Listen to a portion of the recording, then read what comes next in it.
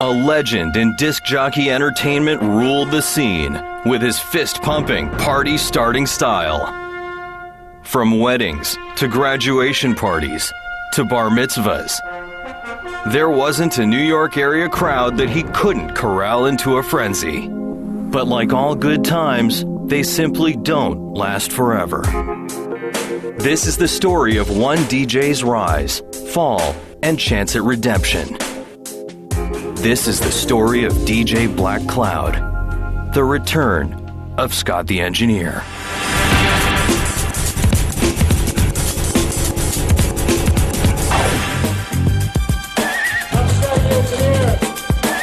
I still got the touch, huh? I'm Scott the Engineer.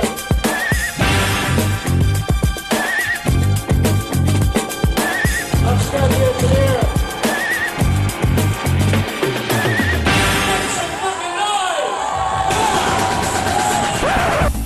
Scott the Engineer Salem. Widely regarded as the prince of his craft, the king of all media knew he needed to bring this genius of audio configuration aboard the Stern Show ship in order to keep his increasingly popular morning show sailing smoothly.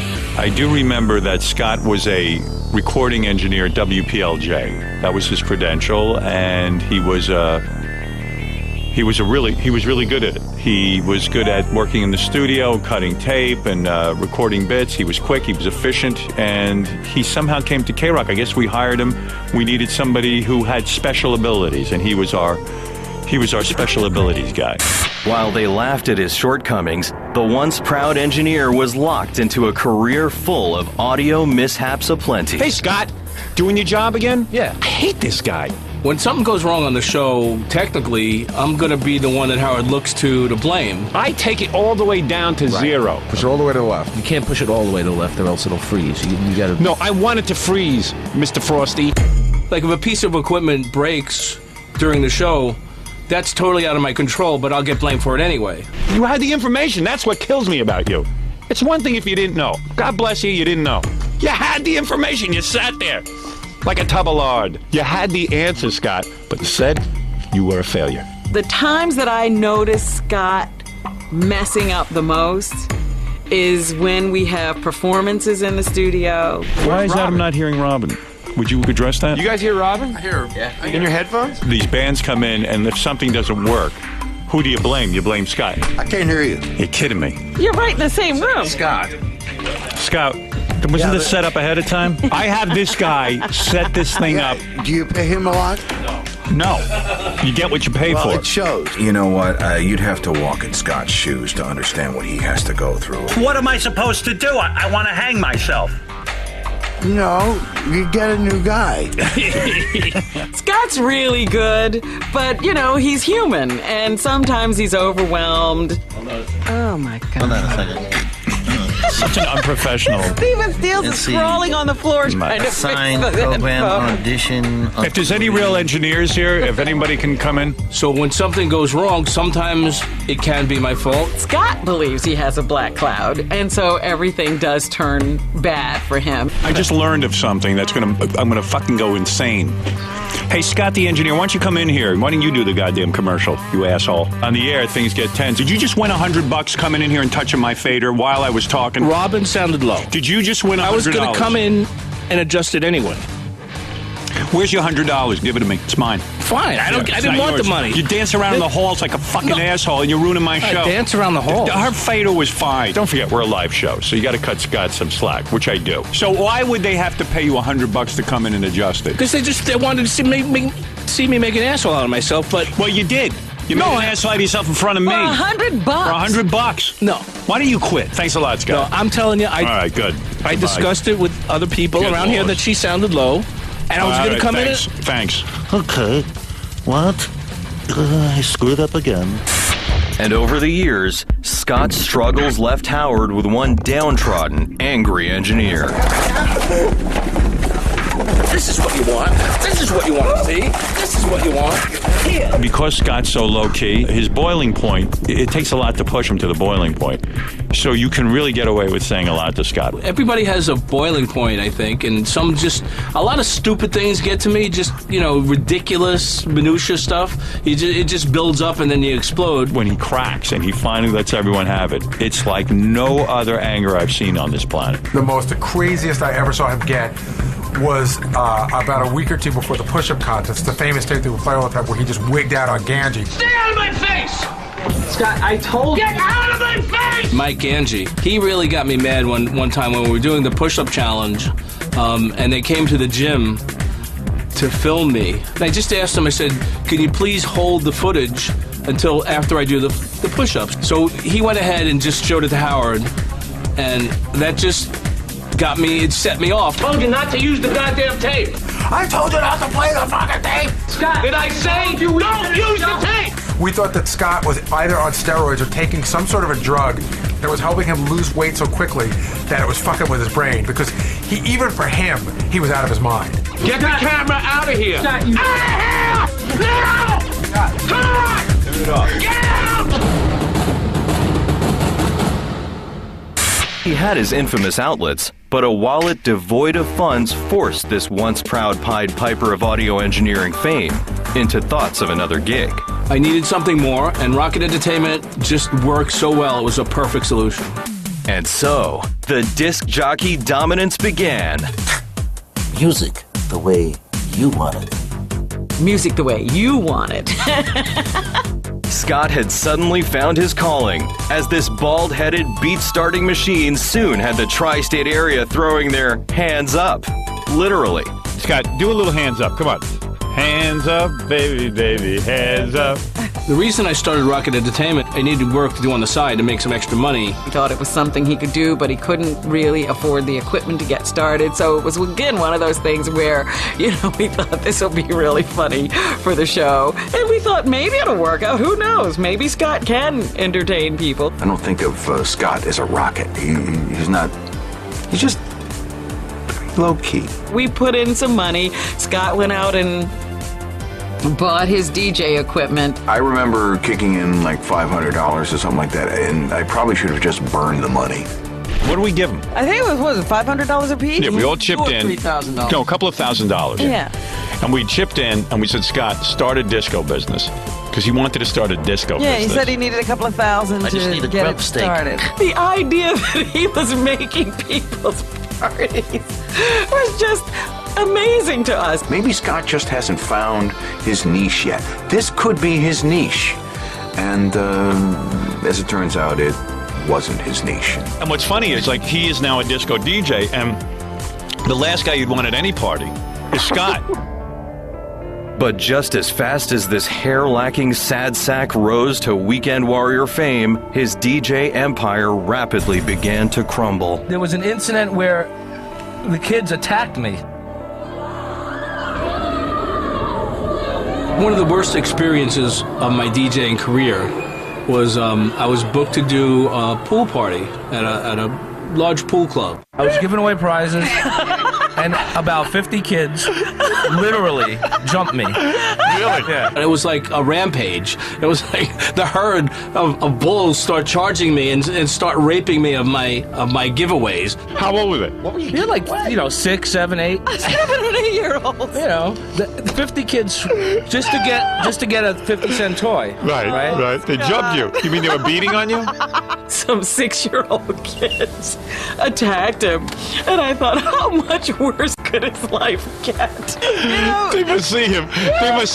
The bald head in that bathing suit, overweight, smoking cigarettes. Those kids go, hey, we gotta go break this guy's balls. Your life is worse than a clown's. Yeah. So I knew the beginning of the end was coming. I mean, this was ridiculous. This was totally ridiculous. There was nothing that didn't go wrong about that business. And eventually, I guess he just gave up and he let it go. Every time I had to do a party or a wedding, I got anxiety over it. I mean, it really made me crazy. So one day I said, I did a party or a wedding or something. I came home, put my equipment away, and that was probably 6 or 7 years ago, and I haven't touched my equipment since.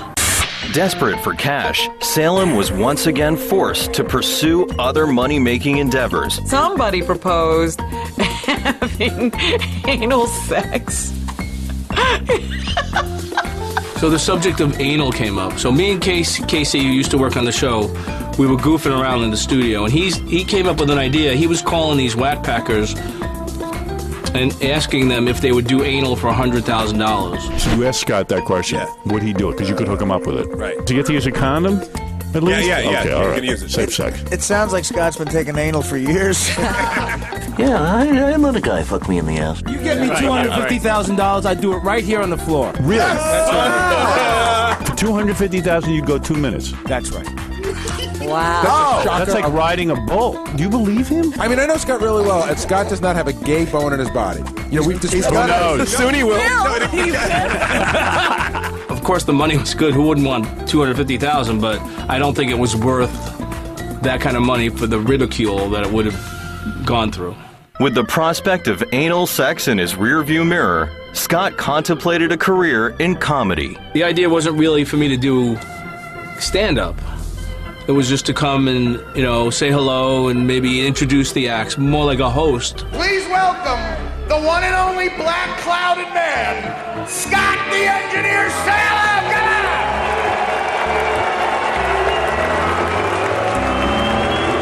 Then the idea was, all right, if you're going to go, why don't we have you do a couple of minutes of stand-up? And I said, all right, I can come up with a few minutes. And that's how the whole thing with the stand-up got started. I wish I had been there that night to see what went down. I get no fucking respect. We have a band on the show called The Losers. And the reason it's called The Losers is because it was named after me. I'm the head loser. Scott has never made anyone laugh on purpose. Yet he thought he was going to get on stage at a comedy club where people are rabid to throw things at you and hate you and heckle you, and that was all going to work out for him. Now, the total disrespect is I got kicked out of the fucking band. Come on, I'm the head loser and I get kicked out? What kind of bullshit is that? I think I even said, Scott, you really ought to write some jokes and do some material, because, to just stand out in front and go, hello, everybody, it's like, that's not going to get it done. Okay, pretty much, Scott, you suck. Thank you, I appreciate that. I could be wrong about this, but I think that might have been his calling. He could have been the next Ray Romano. Go Cavaliers! Yeah, Cleveland, let's go! Yet, despite the end of the Rocket Entertainment era, that little disc jockey flame continued to burn inside the lovable loser. Perhaps his best days weren't behind him after all. Somebody brought it up that I used to DJ and would I ever want to DJ again. You're telling me if the price wasn't right, you wouldn't come out of retirement? If the price was right, I would come out of retirement. He can't, keep up with these new DJ guys. Everything's computerized. Before I even worked on the show, I did DJ at clubs in New York. You watch these guys, man. I flip out watching these guys with their little computers, and they fucking mixing shit with the buttons and crap. In Vegas, everything's about the DJ. So if anybody wants me to DJ their weddings, Forget wedding, it should be that. Ladies and gentlemen, at Club Pure, Saturday night, Scott the Engineer. I would love to do clubs right now. I mean, that would be the... You don't know half the music. It's not hard to figure out what it is. You can't fucking do that. Come on, man. Seeing Scott get back into the DJ business is kind of like if Muhammad Ali were to say, one more fight. I got one more fight in me. I think I could go against my type. No, it's done. Leave it rest. It's buried. Close the door. But you can't keep a good, or bald, man down. Soon after his on-air plea, Salem was met with news even more electric than the slide-themed dance that he once used to rock wedding receptions to their core. I couldn't believe it. Scott was back in business. I thought after the little kids kicked him and brought him to the ground because they wanted more toys and prizes when he DJ'd that party, that'd be the end of his DJ business. But somehow, this is big club in Vegas that seems to think he's very valuable as a club DJ, that he's fun and delightful. The Club Pure from Vegas contacted the show, and they said, we'd love to see if Scott could come and DJ at Pure. And I was willing to do it. It was great. It sounded like a great idea. I was so happy for the guy. Seriously. I was dancing around. I told him we were sitting there making all kinds of plans. I was hooking him up for going out to hang out at night, even though I wasn't even there. You know, I was happy for the guy. I was shocked, actually, that he got that gig, but I'm happy for him. Anything that keeps him off the bowling alley and out of the house is good. This could be Scott Salem's rebirth. The guy got out of town, man. He got on a plane and he left. Bright lights, big city. Scott the Engineer? The time for disc jockey redemption had arrived. But was Salem up for the challenge?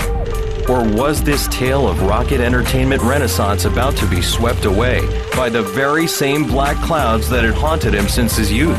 There's a big difference between DJing at a high-end club in Vegas versus doing, the Weinstein Bar Mitzvah in Staten Island. Well, what I was thinking when Scott got this 3 appearance deal or something like that, it was good for him.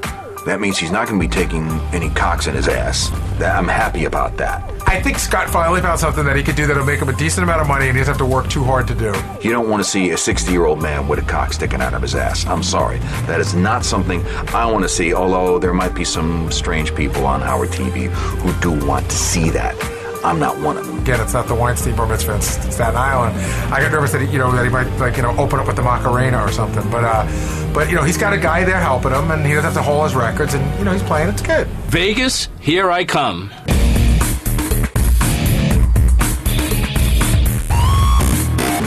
Hey, I'm Scott. Scott, it's good to meet you. I'm Hollywood. Hey, Hollywood. Pleasure. Come on in, buddy. I'm a huge fan. You and the show.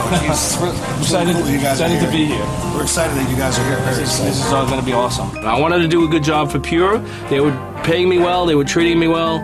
I wanted everybody to feel, like they were partying. And this is the best place on earth to party with us at Pure. It's not that hard. It looks really complicated, but it's really not that hard. The only thing is that you have to get through your mind is that the computer is your crate with all your music. We're really excited to have Scott here tonight. The way it came about was pretty amazing. Robert Fry, the president of Pure Management Group, heard Howard and Scott talking on the show saying that, hey, Scott, if you want to DJ, you should come to Pure nightclub here in Vegas. And we made a few phone calls, and the rest is history. I haven't done it, in 5 years, so... But you DJ'd before, right? Sure, yeah. I had my own business. I did weddings, parties. I did clubs way back before that, so... but things have changed, I see. A little bit. A little bit. I think you have to look at Scott as kind of an elder statesman DJ. I'm going to just do a quick run through here. I'm excited. I don't want to fuck up, but, I thought of maybe playing, Hands Up. You won't fuck up with me. Maybe we should do Hands Up for a little while. He's old school. Scott is old school. Very old school. So we're good. All right. Looks good. We're ready to rock. Next time, we'll be here at Pure with a full crowd. This is exciting. Yeah. I was a little worried that I wasn't going to be able to do it, but, I'm confident, though, that there was a little apprehension.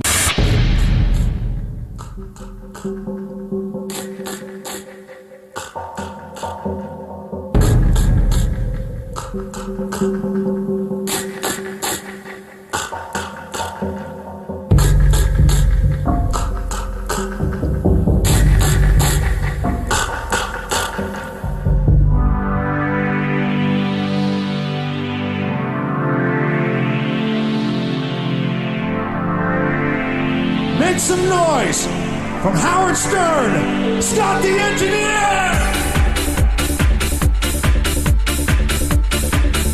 I want to see everybody out on the dance floor. Raise your hands. Let's do it. Come on. The first time I got on, I was a little nervous. The first night I did it out of the 3, I was a little nervous. Caesars and Pure, they hooked me up. It was amazing. Come on, let's rock. Here, Pure. You got it. Scott the Engineer, it's been a pleasure being here. Scott just got off. I'm going to be honest with you. Yeah, he's had some experience, and he told me in years, actually, of DJing. Been a little rusty from 5 years ago, and we do have new technology, so I'm actually pretty impressed that he did well. If we had to grade it like a report card, I'd say he's about a D right now, but that's pretty good for the first time out. Everything went unbelievable. The night was fantastic. They treated me like I was royalty. Who the fuck does that? You know how I get treated on the show. So, I mean, it was great. From A to Z, everything went phenomenal. For years, Scott was jeans and oversized sweatshirts. He was wearing like a nice outfit with a vest and everything.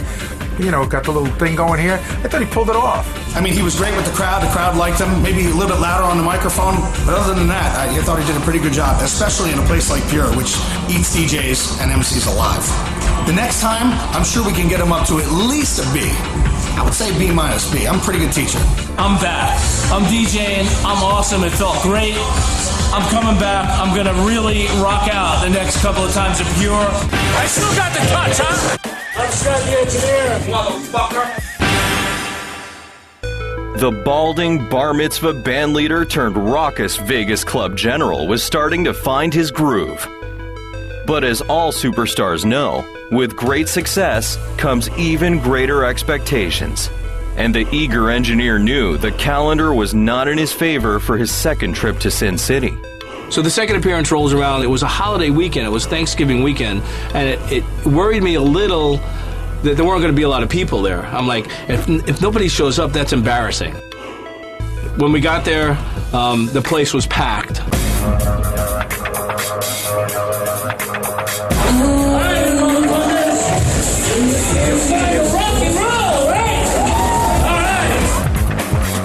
I had a few shots, loosened up, so the crowd was there and into it. I just kicked ass. It was great.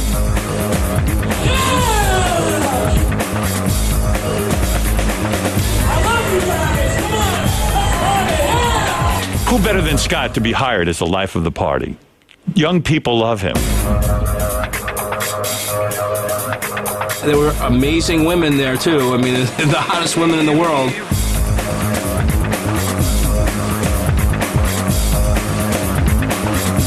And they were into it, and they were coming for autographs, they were taking pictures. It made me feel really good, and it made me feel like, you know, I was connecting with these younger people. I mean, it was so good. I love you guys. Come on, let's party. Yeah! He seemed a little old for the crowd, but they seem to like him. You know, I guess you can get away with the old thing because he brings some amount of celebrity with him. So instead of people going, "Who's that old fuck over there?" they're like, "Isn't that old fuck from the Howard Stern show?" Second appearance was great. It was awesome. I thought it was a little better than the first. I have to give myself an A. I mean, you know, at least an A. I mean, you know, it was amazing. Had a great time. I mean, it was just, I mean, I got so wasted on that second trip. I couldn't even find my way back to the room. I still got the touch, huh? I'm Scott the Engineer, motherfucker. All right, so the third appearance is about to happen. It's my birthday. I'm psyched to go out there on my birthday and party with everybody at Pure. As his rejuvenated party persona continued to take shape, Salem shifted his focus to the many forbidden fruits that Las Vegas had to offer. The last trip out to Vegas, I was piggybacking on Scott. I had an appearance at Rick's. So we all go to Rick's, and we get there. Ronnie does this thing, and they find out it's my birthday, so they call me up on stage. Put him in a chair. Girls ripped his shirt off. Did a little lap dance for him. About 5 girls surrounding him. Guy, you could see, like, you know, the angels had beams come out, you know, out of their heads. Well, Scott was alive that night, man. He came alive. The beams were coming out of him, man. I've never seen more tits in my face at one time than, you know, I don't know, maybe my whole life I've never seen more tits in my face.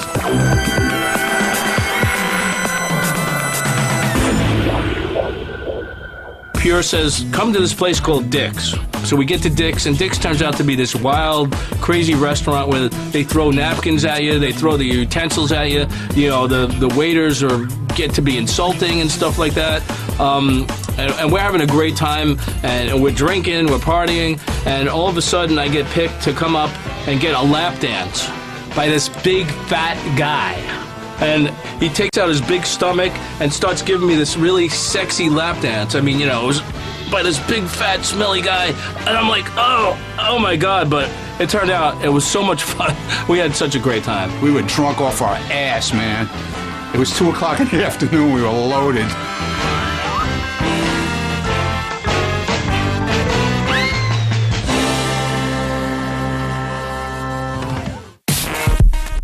We get there, I feel so comfortable and so loose.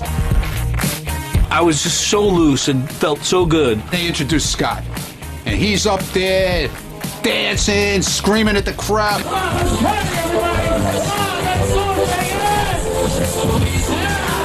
Yeah, let's go! Yeah, I'm Scott the engineer. He's fucking carrying on. He's getting everybody going. Come on, raise your hands. Good. Dance, have a good time all night long. Yeah, come on up here. You want to dance with me?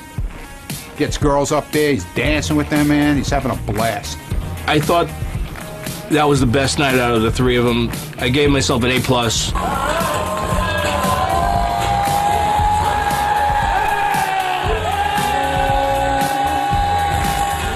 Guy I never saw before. New guy in town. Scott the engineer. Alive. I was the capper of the three appearances, and afterwards it was just amazing. I felt so good. I felt that I should be doing this like once a month. So, was Scott back? Had DJ Black Cloud finally found the silver lining that he'd been looking for all along? My considered opinion is that Scott should hang up his DJ headphones and go back to being a spectator. I think Scott likes the gig of not having to bring his records and not having to work too hard. If he could figure out a way to keep doing that, even if Pure decides they're done with him, I don't doubt the phone's ringing at some other club some other nightclub in Las Vegas right now, where he might say, "Hey, I'm available." What the future holds for me as a DJ is, yes, I would probably love to do it on a part-time basis. If anybody out there wants to hire me. I would give up on the DJ thing at this point in time. I think it's time to roll up the carpet on that, close the doors, either sell the shit on eBay or put it in a locker somewhere or bury it in a time capsule in your backyard. It's time to give up the DJ thing. The return of Scott to the DJ business is going to be very short-lived. I just had a great time doing it. It was a great experience. I'd love doing it. So, yeah, I would do it again. I always liked Scott. I always felt he gave his all for the show. And that's what we love about him. We bust Scott's balls a lot. The truth be told, he's a top-notch engineer. With a renewed sense of swagger, the once over-the-hill DJ was reborn, and America was once again throwing their hands up. Can I hack it as a DJ? You're damn fucking right I can hack it as a DJ. I'm back, baby.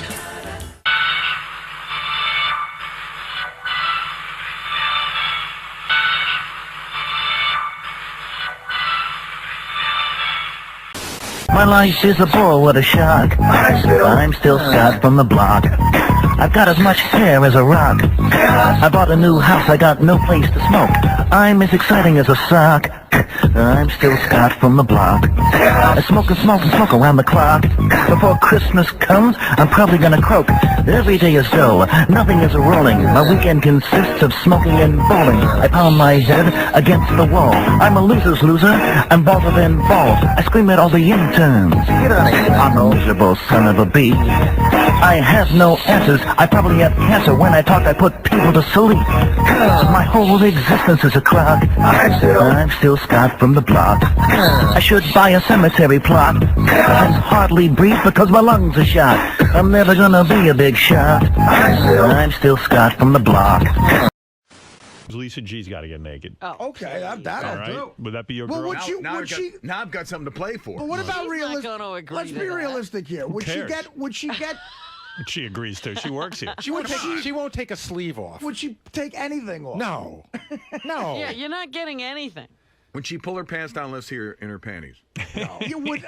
Yeah, some with Lisa G would be great. I'll tell you what. If you lose, Yeah. all right, because Fred's got to give you something. But if he wins, if he loses, okay. If you lose, you can't eat for the rest of the show, and you get weighed in. Well, it'll be 9 o'clock. I'm all right with that. You all I mean, right? that's just not that big of a payoff.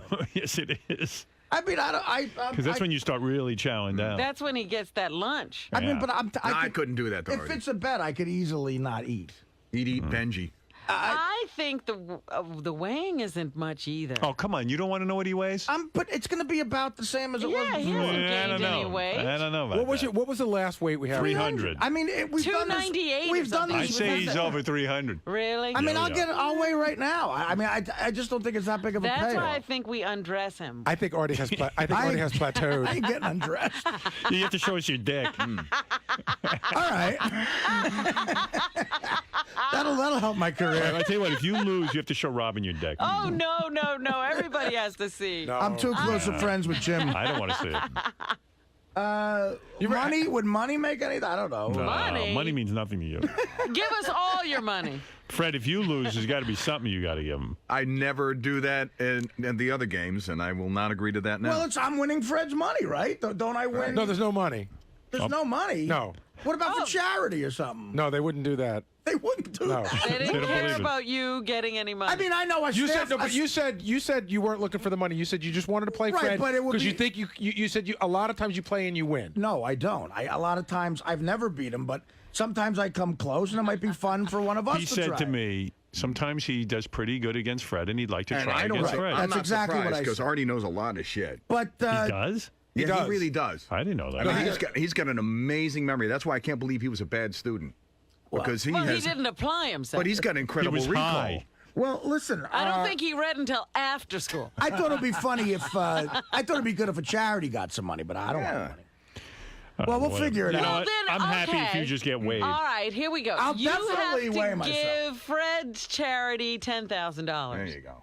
No. What's Fred's charity? Well, what about my charity? What's my charity getting? If you lose, Lisa G and Robin have to make out. Oh, get out of here. All right, I'll go with that. No way. And if I lose, Robin and Lisa G have to make out. Right.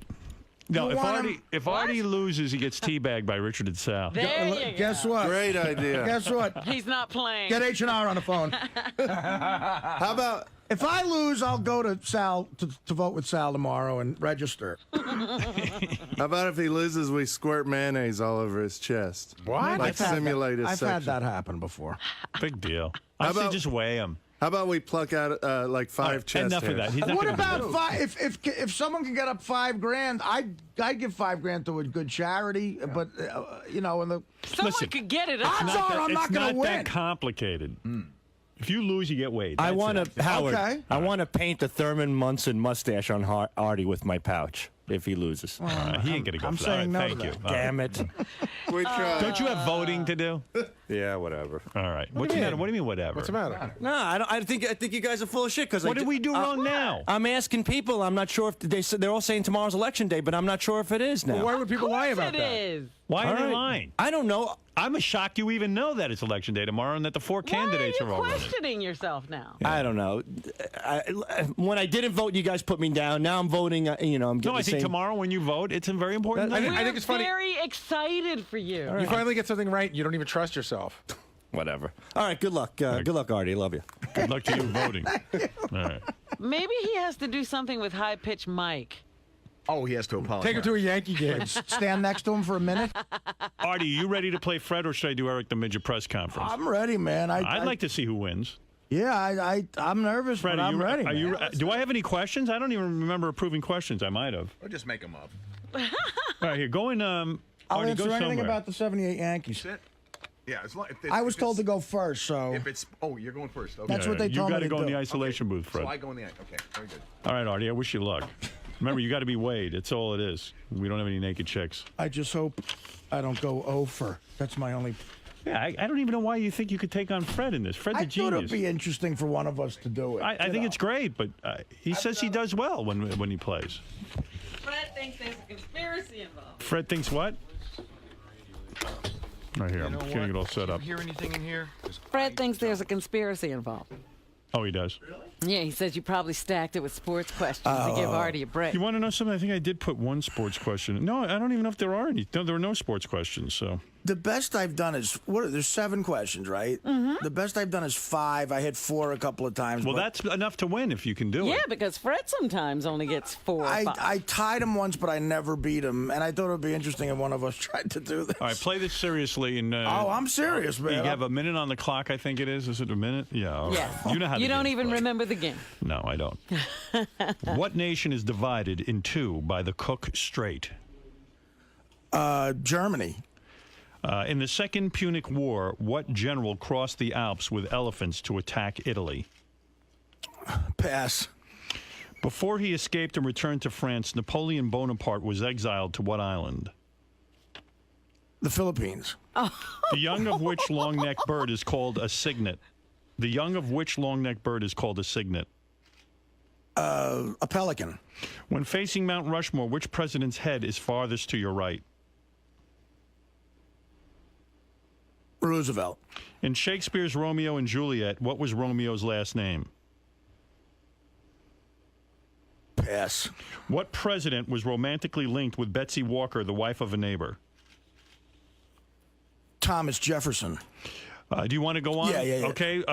In the Second Punic War, what general crossed the Alps with elephants to attack Italy? Time's up. Okay, all right. You got one right. Go through those questions again, because I was like, man, Artie's not doing well. No, those were rough, man. What was your answer to what nation is divided in two by the Cook Strait? Germany. It's New Zealand. Okay. In the Second Punic War, what general crossed the Alps with elephants to attack Italy was That's Hannibal. Hannibal. No, I don't know Hannibal. And the Philippines was like a brain fart. That's Elba, right? Before he escaped and returned to France, Napoleon Bonaparte was exiled to what island? Elba. That's correct. Yeah. Robin should have played Fred. What did I get right? You got one right. You got pelican. The young of which long-necked bird is called a cygnet? You said a pelican. It's a swan. All right. When facing Mount Rushmore, which president's head is furthest to your right? You said Roosevelt. You said Roosevelt. The answer is Abe Lincoln. That's what I thought. What did I get right? We're trying to figure that out. Yeah, go ahead. Sal was playing back in the room, and the answer to that question he yelled out was Kennedy. As far as Kennedy. Kennedy. Well, he can vote for him tomorrow.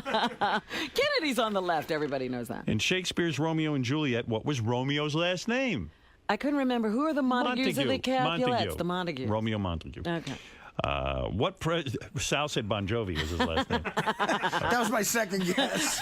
What president, this is the one you got right. What president was romantically linked with Betsy Walker, the wife of a neighbor? Thomas Jefferson, you said. And that is correct. You got one right. Listen.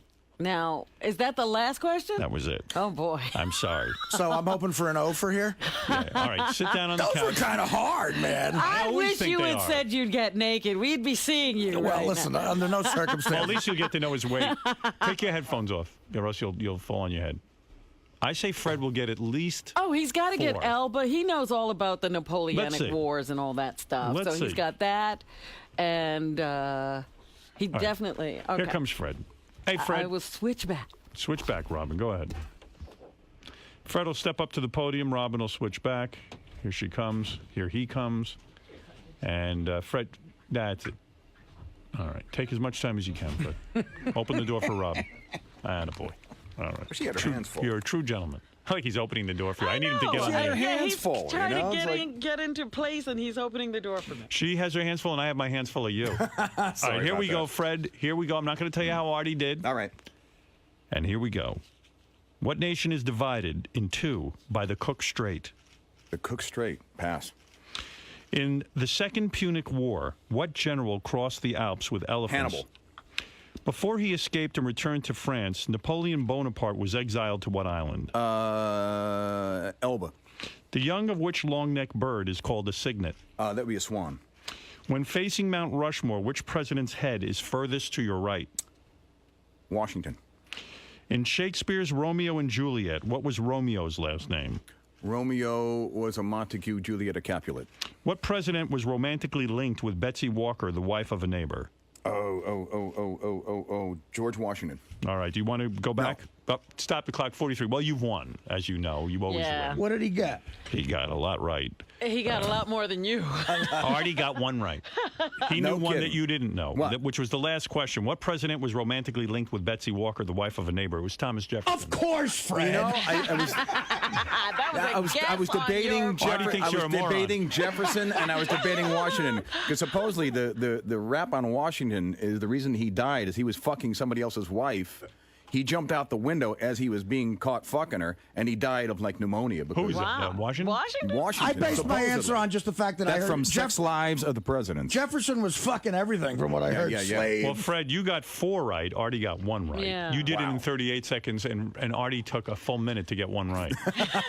All right. So here's the ones you got. Hannibal is right. Yeah. You got Elba, which is right. You Right. got a cygnet, which is right. Right. Mount Rushmore, it's Abe Lincoln. Not The first one you didn't know was New Zealand the Cook Strait. Okay. Cook Strait is New Zealand. You said Montague. That is correct. Yeah. And that's your 4 that were right. There you go. A lot of people will take Germany if New Zealand is very impressive, boys. Let me tell you something. Fred proving Artie, again. How could you not know, like, the Romeo and Juliet question? I was never a big Romeo and Juliet guy. I even threw in an Italy question for you because I figured would help you. I'm from Jersey. Artie, though, what happened? I mean, you can admire Fred now because you see, I've always admired it's Fred. very difficult to be up there and do it, isn't it? Well, I mean, look, I don't think if I had an hour, I couldn't have thought of Did I get the Napoleon question right or no? Yes. Yeah, because I was there's 2 answers. There's one where he was exiled, and then there was one where he was just sent there forever. To rub it in, he gave Juliet's last name too. Well, that's the only reason I do that. It was like because I never remember, but it's Juliet Capulet.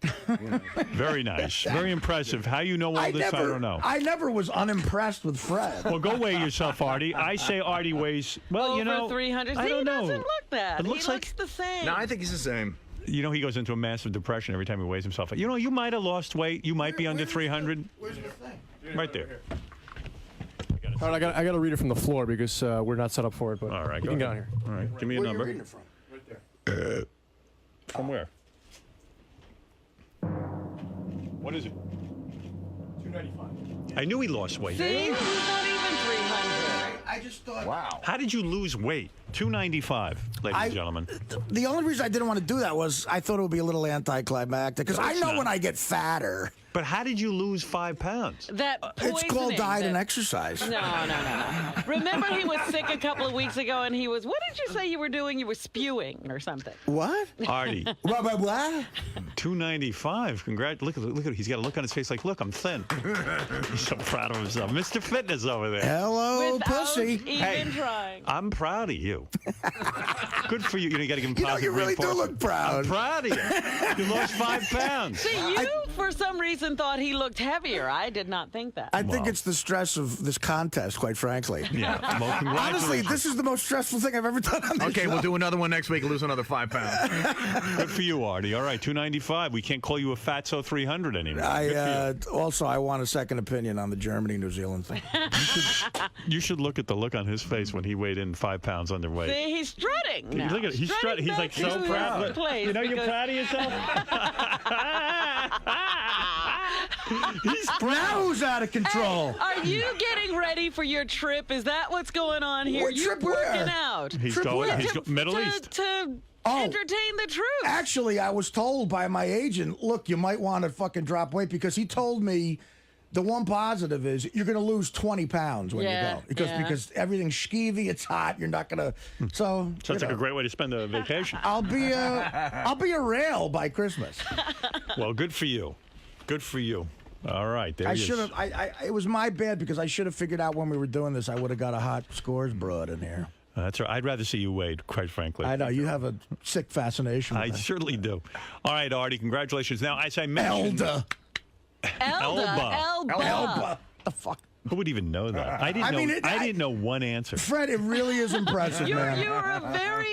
You're very happy in this little cocoon of lack of knowledge that you have. I know nothing. I really even forgot Montague, which I've read Romeo and Juliet. Artie has the uncanny ability to bet, and I can't do that to save my life. So Artie has his skills. Did you guys think that was harder than an average one? I thought it was harder than an average one. You know, I'm quite honestly, I think it was harder than an average. I select the questions. I get a whole list of questions from the guys, and I select them. And I thought, gee, maybe this is a little too hard. But with Fred, he just knows everything. Look, Hannibal, who doesn't know he crossed the mountains I didn't know with that. elephants? I didn't know that. I never even heard. I don't even know what you're talking about. Are you saying that's common knowledge? Yes, I am. Hannibal was who? He was the guy who conquered the Romans. The reason I know that is I took Latin for 3 years, and that was one of the stories you had to translate. I did not take Latin for any years, but that guy sounds like an idiot. I would have used a tank, an elephant. And the Thomas Jefferson one was just like I knew that he would fuck a lot of chicks and slaves. Yeah, that was a total guess on your part. But no, I mean it was an educated guess. Educated guess, but a guess. And the Mount Rushmore thing. it was a 1 in 4 shot. You couldn't picture it's Lincoln over and there. I've been there too. I've been at the Mount. I mean, I thought maybe it'd be the guy Theodore Roosevelt. least I have the balls to take you on with the other. Robin should do it. Well, you know what? It's like, yeah, Robin should do it. It's like it'd be interesting to see. Yeah. And she should go topless. There you Now go. you're talking. Now that's a game, folks. But you know what? She's a coworker. I've got to respect her, and we just we can't make those suggestions. People might consider that sexist or whatnot, and sexy maybe. Yeah, there you go. Sexy and sexist. Kind of goes on the hand in hand. Anyways, you have a question. Fred, you've played this. This game is named after you. You've played it hundreds of times. Do you think the questions were particularly difficult today? I think the questions were difficult today. I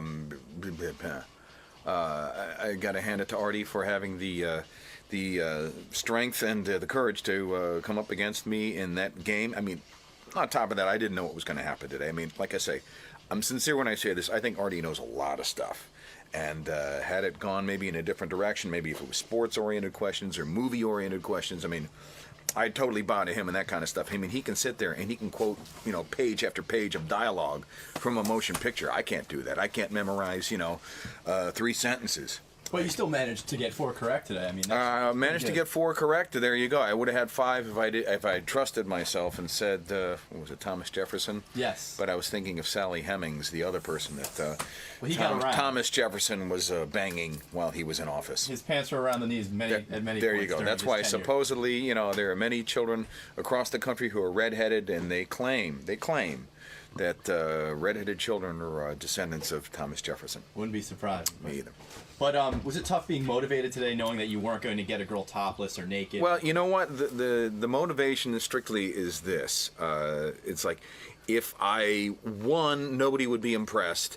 If I lost, everybody would say, Fred's really an idiot. He doesn't know shit. So if there was a motivating factor, that would be the motivating factor. Maybe a rematch for Artie. Maybe a rematch, or if Artie wants to bring in somebody that we'd all like to see naked, then I'll do the rematch. Now we're talking. All right. Thank you, sir. You got it. Robin has a theory that Jason is now fatter than you, Artie, that he weighs more than you. If you weigh 295, she thinks Jason weighs more than you. I think Jason never got above, even at his heaviest, 270. Really? I think, so. But Robin says he's wearing a Yankees sweatshirt. She says I've never seen anything it's like bigger that. than a dress. She says there's no Yankee on this planet. The shame of Jason is that he was so thin, man. And It's a Yankees tent. They come to the tour bus with Look at that thing. Jason, you must be on an eating tear because you lost all that weight. Like, you gained it back in spades. I know. It sucks when you lose weight and then gain it all back real fast, Robin. I don't know how anyone deals with that. Is that a Yankees party tent or is that a church? How much you weigh? I bought this when I was at my fattest because it was the only thing that was big on me. That's the tarp for a rain delay.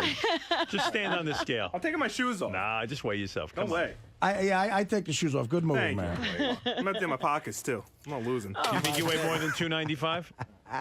No, I don't think he's ever been that What's he weigh, Gary? I can't see it from here.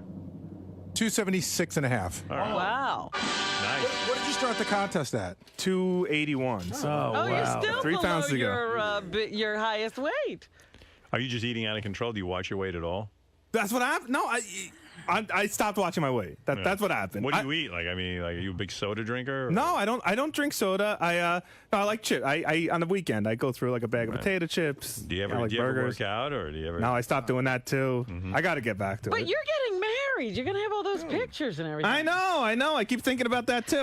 Look, I'm not stupid. And we're going to Amsterdam where we're going to get all fucking Chinese-eyed and get the munchies and eat all fucking week. I mean, yeah. It's, look, I'm not proud of it. It's embarrassing to me and my friends and family. He canceled his gym membership to save money for the wedding. No, I didn't yet, but I'm thinking of it. Yeah, all right. Save money for Amsterdam. Well, I've been throwing $100 away every month. I'm not going. It's a waste. They love clients like you. That's Dude, why they build gyms. Yeah, I'm taking us all out in Amsterdam for a big dinner. Sounds awesome, dude. I was looking at pictures of the bat mitzvah we went to not too long ago, John Hines' daughter, and your beautiful bride. I mean, she's gorgeous. Yeah. Thank you. I wonder if she'll get fat. Fix yourself up for her. You know what? You're such a big mouth when you're in the middle of it. I can't wait till you fail. No waiting. I can't wait till you get fat again. Wait all you want. This is really. I'm just have fun while I'm I didn't point out the last time you put weight back on. Oh, I'm gonna have fun. Someone while I'm told me thin. you ate a brownie with ice cream at the strip club. Oh, Jamie and I split one. Yeah. JD and I split one. It was good.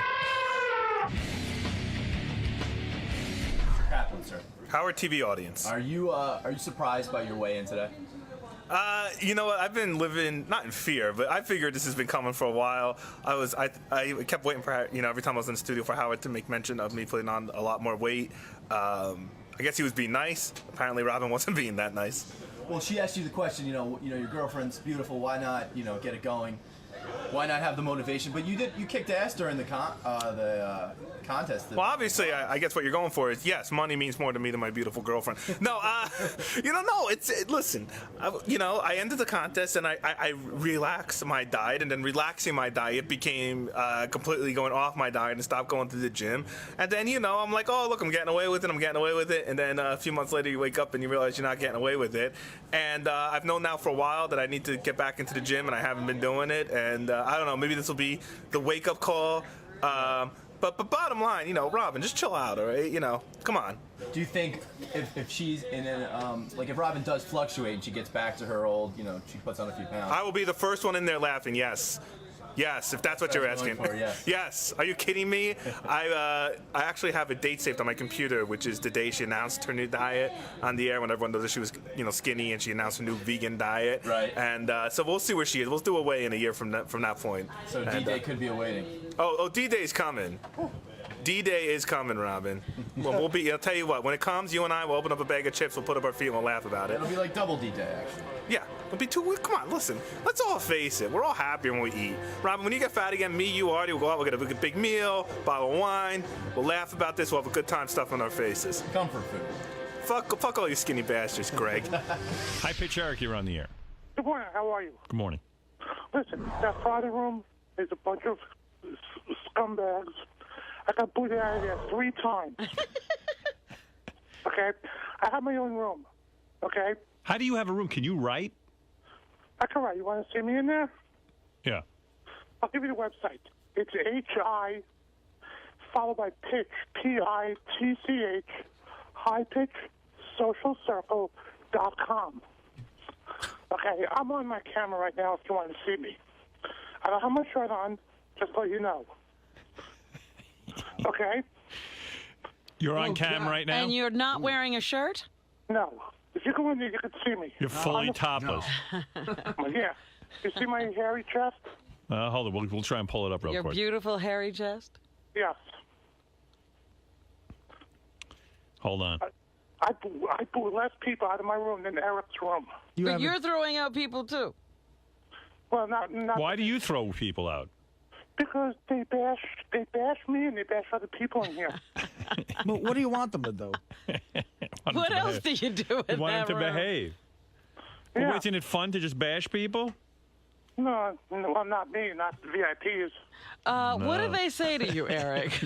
It's the only room in America where he's a VIP. You're a VIP. You don't mess with the VIPs. What do they say to you? Well, they call me all sorts of names from the book, like I'm a douchebag, I'm a scumbag. And then you get upset and you boot them out? Yeah. I mean, if someone writes, hey, High Pitch Erik, you're a douchebag, you'll boot them off this website? No, that's not really hurtful words, but if it's really hurtful, then I ban them. Erik, where are you in your bedroom right now? No. Hey, guys, we can't pull that up? I'm kind of curious. It's highpitchsocialcircle.com. Highpitchsocialcircle.com. So you're not on the Johnny Fratto social club? No, because they banned my name like 2 or 3 times after I went on Star Fan Network, and they said I bashed Johnny, which was not true. You never bash Johnny? No, because he promised me something, and I told the truth. The thing that he promised me, I never got. Well, I don't know. For some reason, we're not on there because the TV guys would have had it up. Oh, I wanted to see. Yeah. Benji's got it. It's just him in front of a white wall. there he There is. it is. There I am. It's disgusting. He's so funny because hair grows right around. It doesn't stop. Yeah, like he has hair on his shoulders and on his neck and everything. And then it It's just like a stops. necklace. Yeah, then it stops. It's just weird. He's grotesque. He's grotesque. He's vile. What is immediately to your left? Like, what's in that apartment? Yeah, spin the camera. What around. institution are you sitting in? Looks like he's like, you ever see those Al Qaeda tapes? Yeah. Listen, Howard, listen, I got beautiful girls that come into this room at night. Turn the things to the left and the right, like Artie said. Okay, hold on. Let me take my camera off my computer. He has a computer. Flowers. Oh, jeez. Oh. Here's a birthday cake. Whose room is that? Is that your apartment? No, I'm in my friend's house. Oh, my God. Who is your friend? Your friend has a nice house. That's a birthday cake from last night. Was it your birthday? No, my friend's birthday. I had about 3 pieces of cake. How much about the Phil? Oh, yeah, he is. Yes, but you are. Who lets you in their home? You're shitting out the cake, and where are you doing? Like, I don't know. You're not clean. Oh, what do you mean, Artie? You're not clean. Well, so we're both not clean. Where's your dog? I have a friend take care of my dog. Let me see your penis. No, you don't want to see it. Let's see it. Stop it. No, I can't do that. Where's your dog? You've seen it before. You put it up before. Stop it. Stop it. Stop it. Oh, look at it. Look at the girl on my website right now. There's a beautiful girl on my site. All right, Eric. Thank you. Well, listen, I want to say the Johnny Father Room are a bunch of scumbags. They're users. And if Erik wants to come in my room, I will let him in my room. No, that's very nice of you. All right, Erik Joey, has an open invitation. Joey Boots wants to say something. Go ahead, Joey. Hey, Howard, check this out. For like the last couple of weeks, all during work hours, Erik has either been on SFN or up in Connecticut with this girl. He's not working anymore. He totally lost his job, and I guarantee you he's not paying his rent again. He's doing the same shit over again. Are you doing that, Erik? That's not Erik, it's work right now. Why aren't you at work, Erik?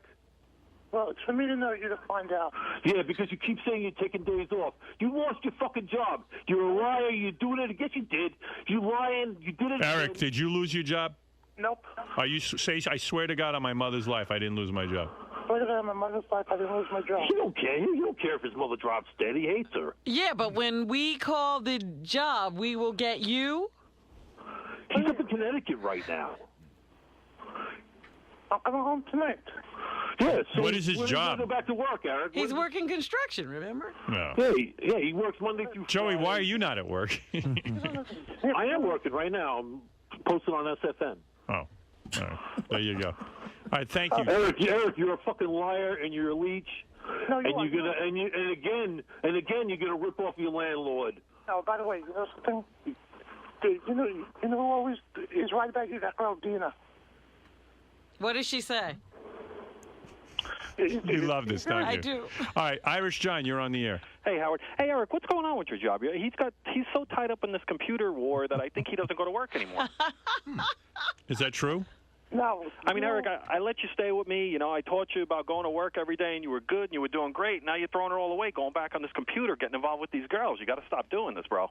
No, hold on. I'll tell you something. Listen, plans change of the house.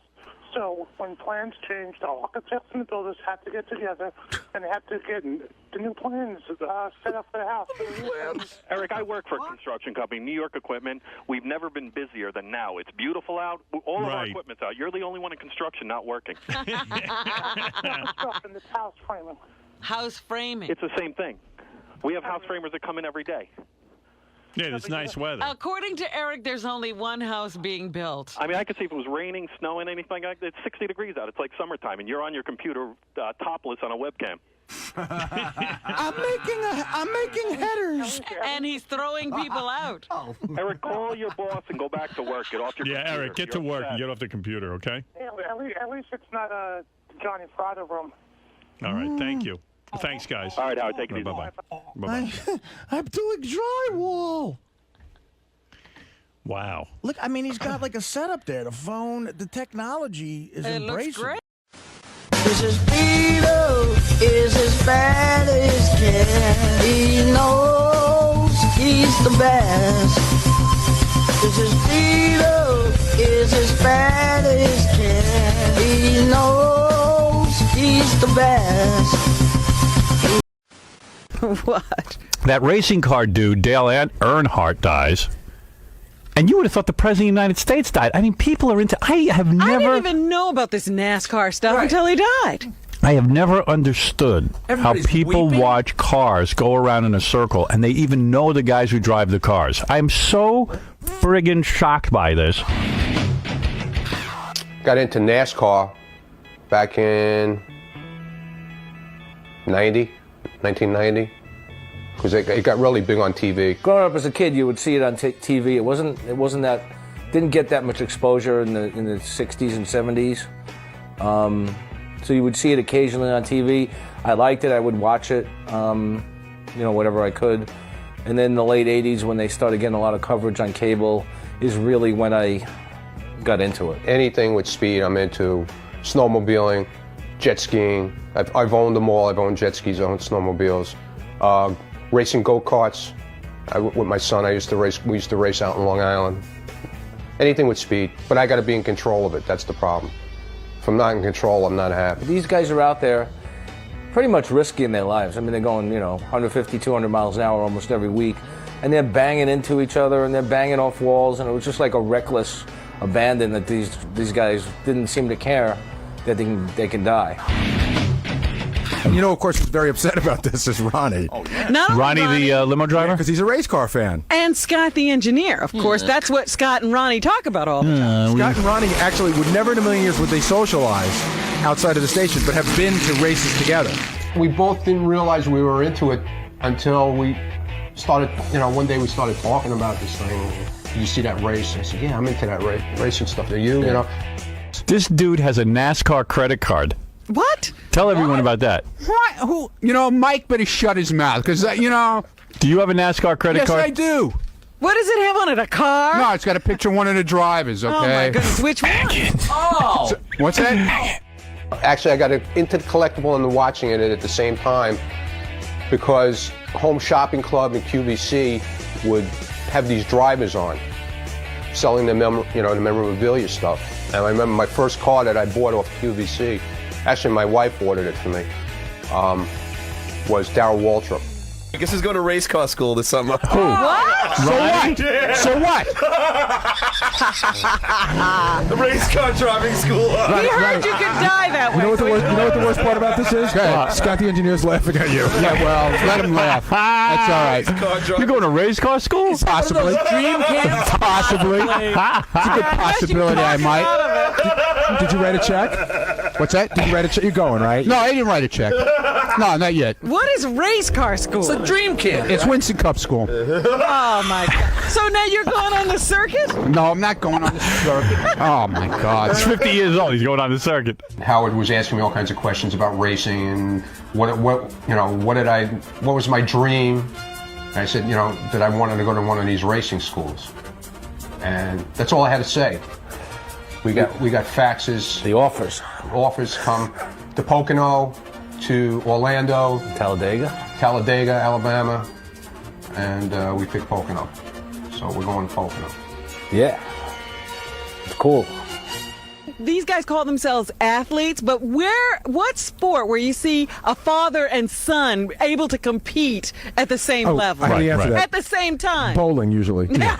Another sport. No, all you have to do is go left. It's one big left-hand It's not turn. easy, but who cares? Left. The guy went right. Wow, the guy can drive good. These guys spend 4 or 5 hours in a car sometimes, anywhere between 3 and 5 hours, depending on how long the race is, with the heat inside the car, depending on how hot it is and how hot the track is. It could be anywhere between 150 and 190 degrees inside the car all day long. So these guys have to be in shape. And I do consider them athletes. And Howard doesn't, I know. He always raps them like, oh, I could get in there and drive around in a car all day too. I'd like to see him try it. I really would. The way they do it today, these guys have got to be in shape to last 5 hours in a 150-degree car. I mean, it's just no way. And if you see them in the car, they're trying to wrestle this 3,400-pound machine, and you got to be strong to do that. Good luck at race car driving school. Thank you, man. Yeah, good luck in race car driving school. We follow him to race car driving. We got to send Hope you get your racing diploma. Oh, my goodness. You would frame a race car diploma, wouldn't you? Yes, I definitely would. I can't wait. This is like a dream come true. This is I've been waiting for this for a long time. I was actually going to do it on my own. It costs about $3,500 to do it, and I was going to do it on my own. I was going to go to the school eventually before I die. Ronnie, congratulations on your future schooling, and way to go. Yeah, continuing your education. Yeah, Ronnie never got to go to college. Right, exactly. And but this will be his college. My college. How much does that cost? He's going to major in backing up. Ronnie the limo driver, Scott the engineer. We're at Caesar's Paradise Stream Hotel. In the Poconos, land of love. Relaxing in our 7-foot champagne glass, ready to go to our race cars and do our races. Go to the track, man. Let's get strapped into a man's fucking car here.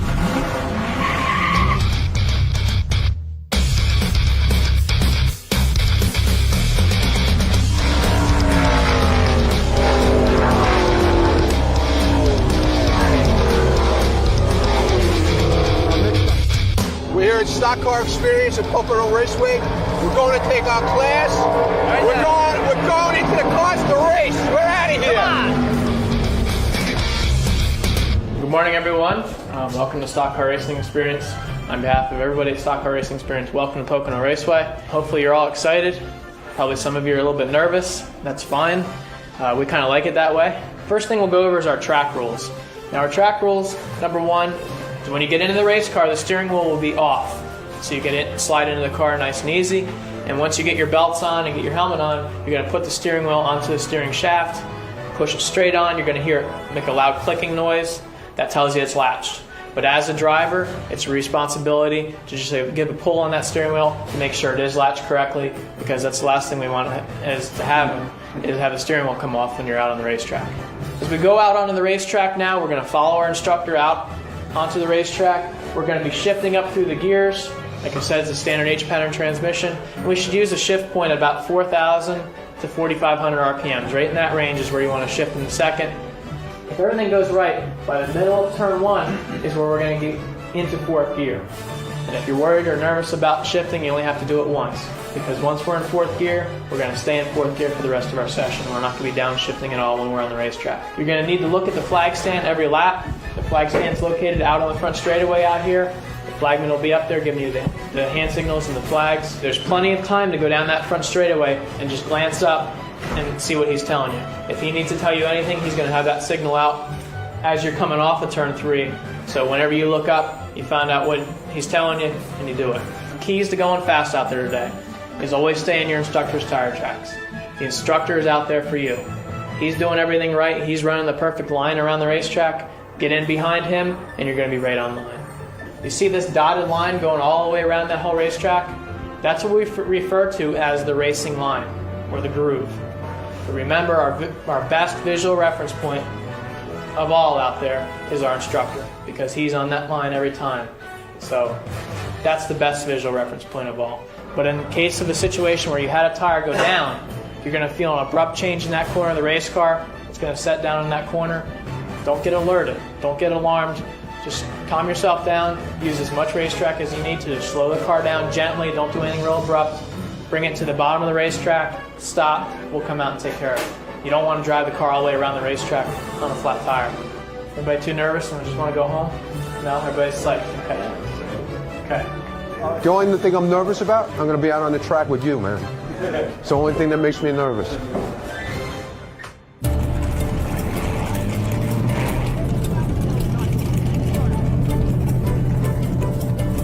That's one of our brand new cars, the Dodge Intrepid, and we'll spend a little bit of time looking at the car, going over the controls, all the safety features, and get you guys ready so when you get behind the wheel, you know where everything is and you know what it does. So let's go take a look. When you walk over to the car, we want you to stand next to it like this. You're going to have to get in through the window. Obviously, there's no door. So stand next to the car like this. Right leg in first, left leg in second. Sit on this steel plate. That's what it's here for. And watch as you slide yourself in. You don't spear yourself on that steering shaft. So you're going to be excited. But when you get in the car, the first thing you do, push on that brake, back in the seat, and bottom out that clutch. This is a standard 5-way harness. I'll go over real quick how it works. These belts have got to be tight. So you got to get them good and snug before you pull out. And your strapper will help you with this. If you need a hand, you need to listen for that click. That click means that it's latched. Remember, we gotta pull out in first gear. That's the first gear indicator light, that's the alternator light. If that alternator light flickers on as you're pulling out, as the RPMs drop, that means nothing. Tack, the only time you're gonna look at that tack is to reference speed 5,000 RPM in fourth gear. Once we've referenced that 5,000 RPM in fourth gear, we're done looking at that tack. Our eyes are forward and to the left, which is where they always are on an oval. The only thing in this car that could take your focus from the racetrack and in the car, that's the low oil pressure warning light. If that light comes on, shut it down, up into neutral, coast the car down to the bottom, and we'll come out and get you. Put the steering wheel on with the big opening on the top. And when you put this wheel on, just like you listen for your harness to click, you need to hear that click as well. You don't want that wheel coming off when you're out on the racetrack. Give that wheel a tug, make sure that it's latched and you're ready to go. Okay, if something bad happens, and the chances of that are very slim, but we need to go over it as well. If you need to do an exit stage left, you want to get out of here in a hurry, you just can't jump out this little opening. So you're going to notice that this is a little tight, this is a little confined, that's the way it's got to be. You got to bail out of this car. You got to get that wheel off, you got to get these belts off, you got to get this net down, and you got to get out this window opening. So the sequence to go through. The first thing you want to do, you want to grab this lever, open this up, wiggle forward, and these belts will drop. Get up, get the wheel off, get the wheel up on the dash. Hand out, open the net, drop it forward. And you're out. Here we go, man. We're going to get suited up. We're ready. No more bull. We're just going to race, man. Get out of my way. You guys ready? We're ready. Suited up? Ready as ever gonna be. Come on down here. All right.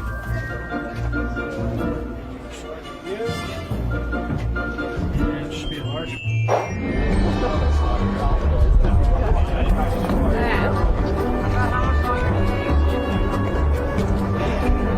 Look at us.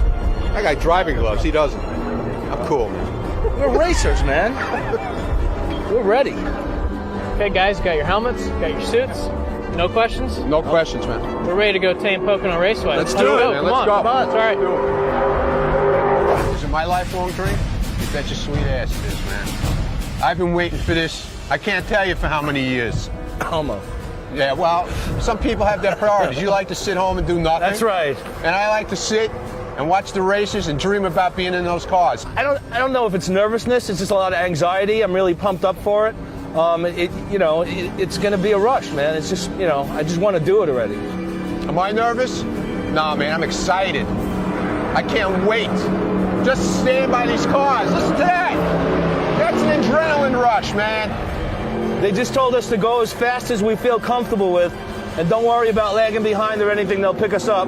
That's what I'm going to do. Just go with the feeling. Will I do 165? If I can, if I can handle it, I'm going to do it. I'll push it as far as I can.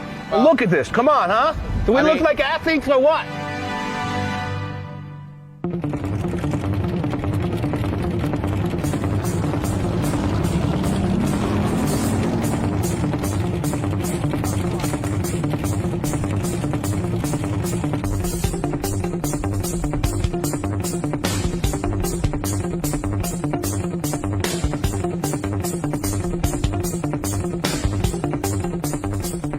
Finally, after all this, we're ready. I have nothing to say anymore, man. We're ready? You psyched? Here we go. Don't even talk. Get in the car. We're pumped.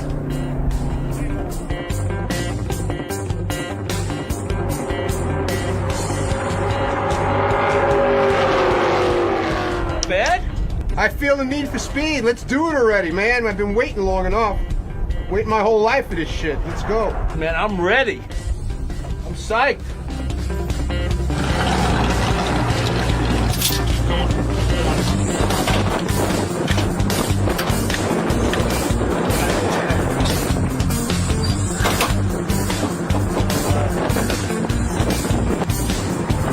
Ready to go, man. How you feel? Feel good. This is fucking great, man.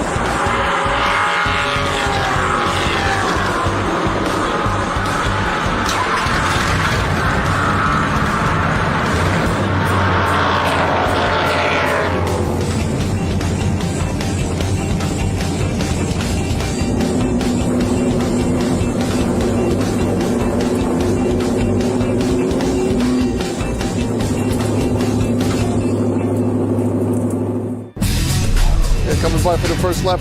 Ronnie looks good. He's got the right distance. And Scott's a little bit behind, but not much. Looking good.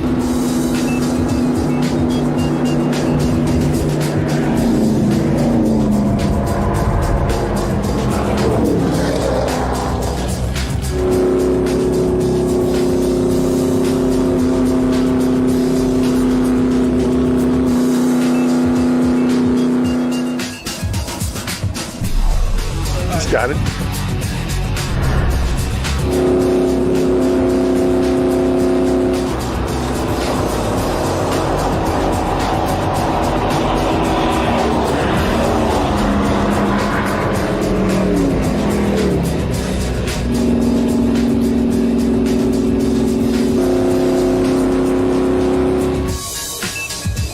Get that for. We may use that 25. Hold them. Keep the fire ready to go.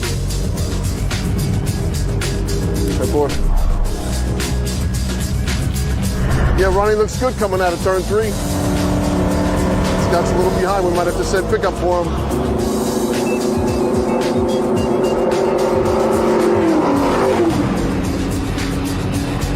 Yeah, we'll send a pickup car for Scott next time by.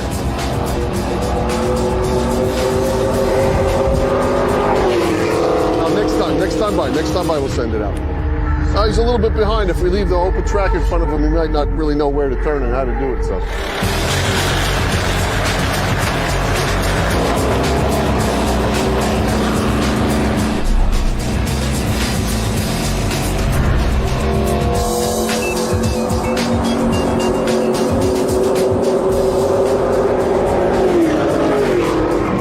Comes to the corners, he slows down a little bit. Okay, send that pickup for that yellow car coming out of turn 3.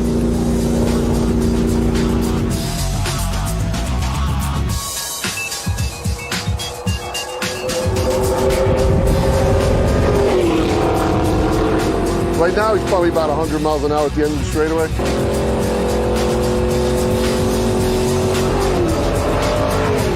It could be going 165 if he wanted to. You know, Ronnie's probably up about 130 at this point. And Ronnie's looking fast, man. He's doing well. He's up to about $145 on that straightaway. He's doing good.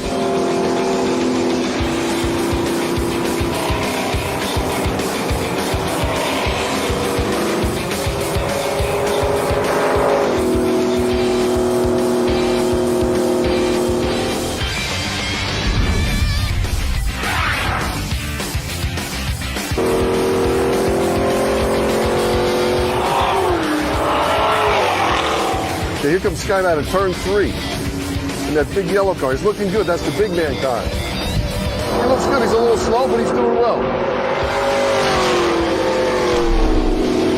Now it seems like he's reached his peak there at about $130 on the straightaway.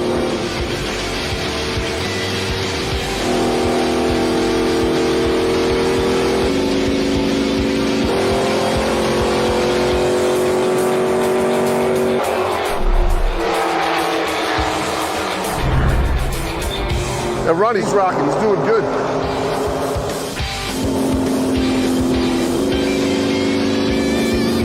Come on, Scott.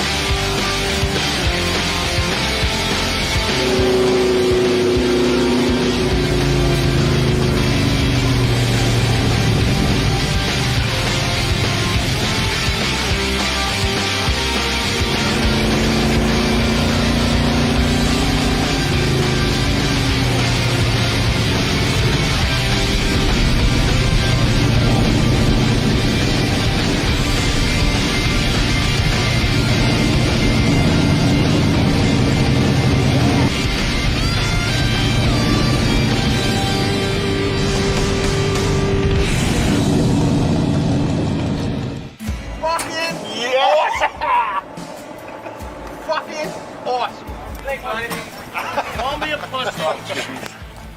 I couldn't keep up with Ronnie, Macho Man. Come on. I had to fucking go around Scott. I had to fucking pass Scott 3 fucking fucking Scott practically stopped. What do you think, boss? Great. Everything okay with the car? Awesome. I guess I was going too slow. Moderately, yeah. I would have rammed the fucking pace car. I had to go around the fucking other car to pass the car. Why are you cursing so much? Because fucking Scott is fucked up. You know, he's really bragging up there because he passed it. Yeah, I know. I saw him go by and I got really, like, it freaked me out when he went by. I didn't even know he was there. My instructor pulled over, but I didn't know he was coming behind me. So Terry, you sort of coached him through this. How did he do? He did awesome. He did I was up there, right? Yeah. I saw the $8,000 come up there, man. We hit close to $8,000 on that tag. Before he went out. He did it. We're going a little slow. How was it? It was totally awesome. I mean, it was just great. Just something you got to experience and get used to. Yeah. Right? Better than you expected? Yeah. I just felt, on the turns, I felt like unsure of the car. Unsure. Yeah. At one point in turn one, I felt like I wanted to hit the brake. You know, I never hit the brake, but I just felt like I wanted to hit the brake. I just kept turning and. Well, you picked up a lot of speed lap after lap. You started out a little slow, but you kept getting faster and faster. I got more comfortable. Did real good. I was doing as comfortable as I felt I could be at this point without driving anymore. He's had a lot of speed. I mean, more experience than I have. He's had some. I've had none at this speed. But I felt like it was awesome. It was unbelievable. 8,200. You're smoking out there, man. Smoking. Wow. Probably close to, right around 170 miles an hour. Yeah. Yeah. It's good. I know. You feel good? Yeah, it felt great, man. He did great. There's nothing else to say. He did just what he was told. He did everything everything the instructors told him to do. He stood right where he belonged. If everybody, that's what you're here to do. You're here to have a good time, enjoy it, come back. I think he did good. Honestly, no kidding. All kidding aside, I think he used his head. He started from his level and built up to it. Ronnie started a little bit higher and he went up higher. But I think he did good. He had fun, right? Great. Smiling. It's unbelievable. Smiling. It's great. You know, I had a great time. It's just an awesome feeling, you know? It's a rush. I'm sure you would agree. Standing here on pit road and then getting on that race car is totally different. Oh yeah, it's amazing what you feel out there. It's amazing. Love it. We love being here. Thanks Thank you very much. Thanks for having us. No problem. Thank you. All right, cool. Ronnie, have a good time. Man, this was the greatest experience of my life, man. He's a maniac. We are done. We did it. I did my 170 miles an It's hour. unbelievable. I knew I could do it. I did it. I couldn't keep up with him. We're out of here. He's too fast. All right.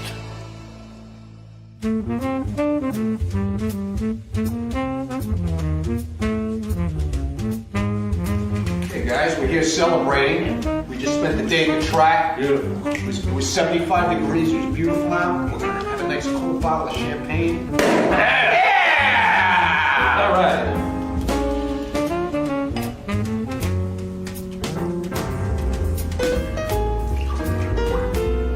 Drink up, my friend. Here's to a great day, man. Our dream come true. Awesome.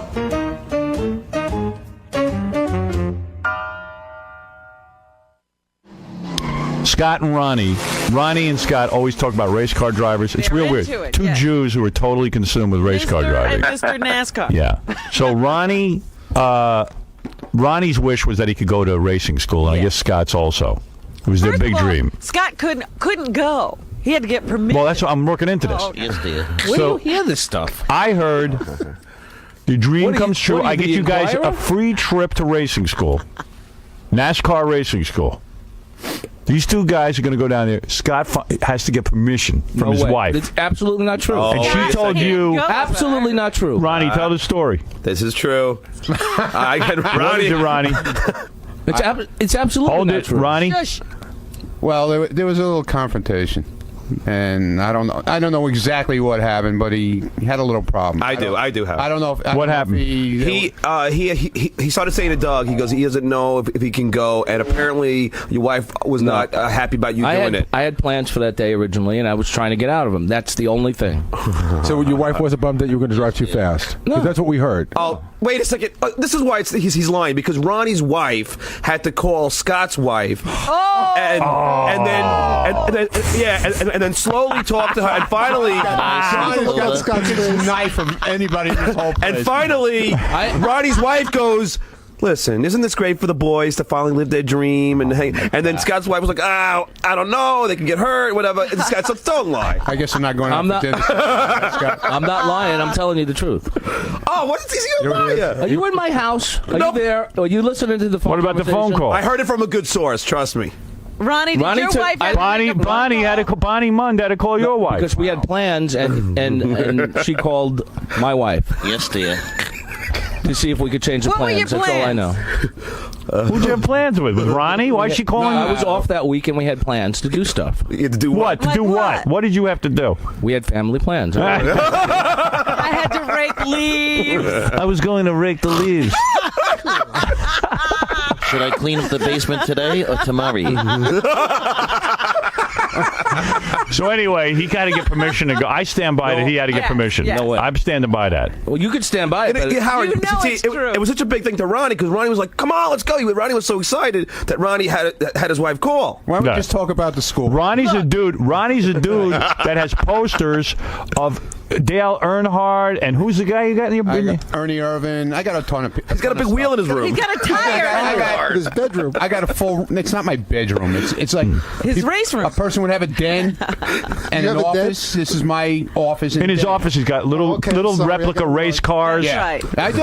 And a big posters and a big wheel. And what's on your credit card?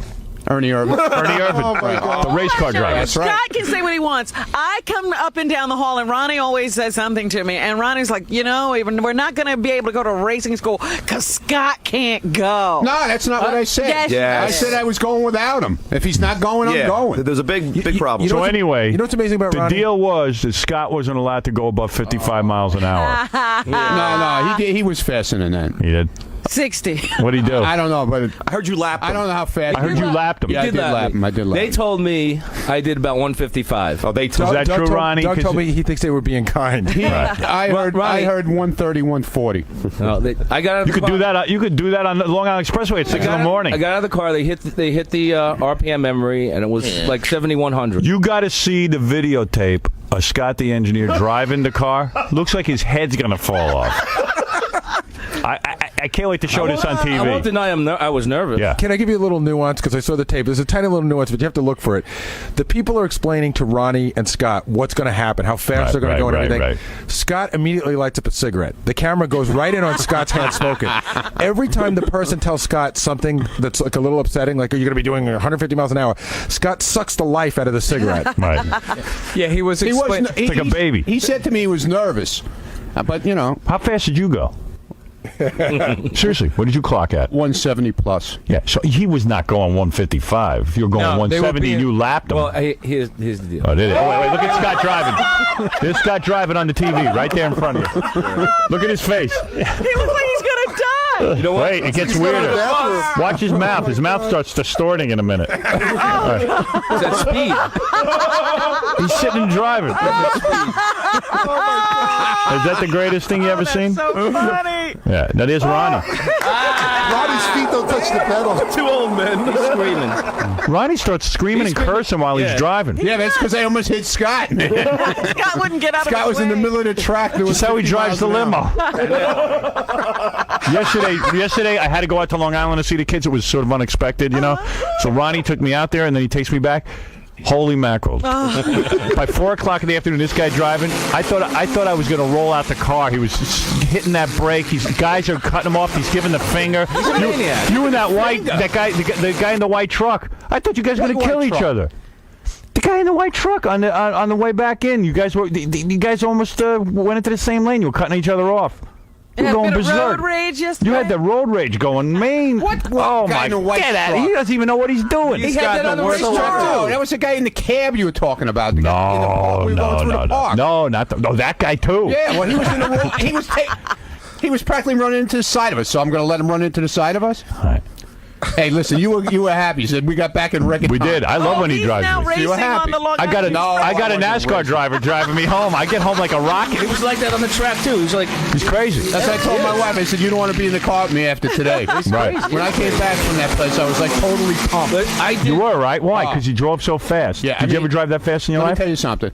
That was the greatest experience of my life. He loved it. It was. I sex with him. The adrenaline was so You I was love so it. pumped when I came out of that car. I could have picked the car up and turned it over, probably. How many laps do you do? I did 10 laps, and then I went out and did 3 camera laps with Scott DePace. Right. He shot me driving around the track.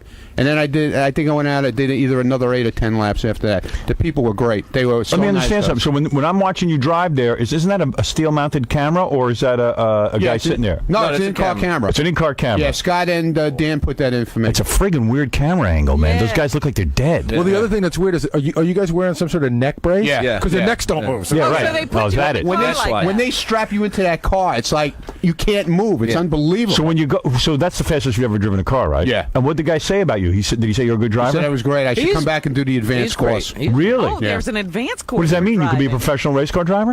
Well, basically, the advanced course now is you get back on the track with your instructor, and he teaches you how to pass them in the turns and all that nonsense. Did they say that to Scott, that he should be in the advanced? No. There's no way. No. Scott didn't pass. I wet myself. My suit was all wet. I don't understand it. Scott Was it? passed water. I was really happy. It was a lot of fun. Yeah. There he is on the TV again. Yeah, we definitely got to thank the people at Stock Car Experience. Man. They were really nice to us. Unbelievable. Why did Scott even want to do it, though, Howard, if he wasn't going to take advantage of it? No, of course I took advantage of it. I wanted to get in one of those cars and see what it felt like. If you don't say I did 150, they told me that. Well, no, this is what I heard. This is what What are they saying he really did? They're saying between 130 and 140. Doug? They told me a See, what different happens story. if you're going too slow. Is it hard to take the turn? No, what the thing is with It's those It's cars, nervous. the faster you go, the better the car handles. The What do you slower sign? go- A whole bunch of waivers in case you flip your car and die? The slower you go, the more you got to turn the car yourself. Right. The faster you go, the car just glides through the turns, basically. Centrifugal force. So Beautiful, did man. Scott have a lot of work, is what you're saying? Yeah. He need more work for him. Did your arms hurt afterwards, Scott? Well, yeah. Yeah. Actually, I was probably doing it wrong, I had such tunnel vision in the car. I just wanted to do what they told me to do.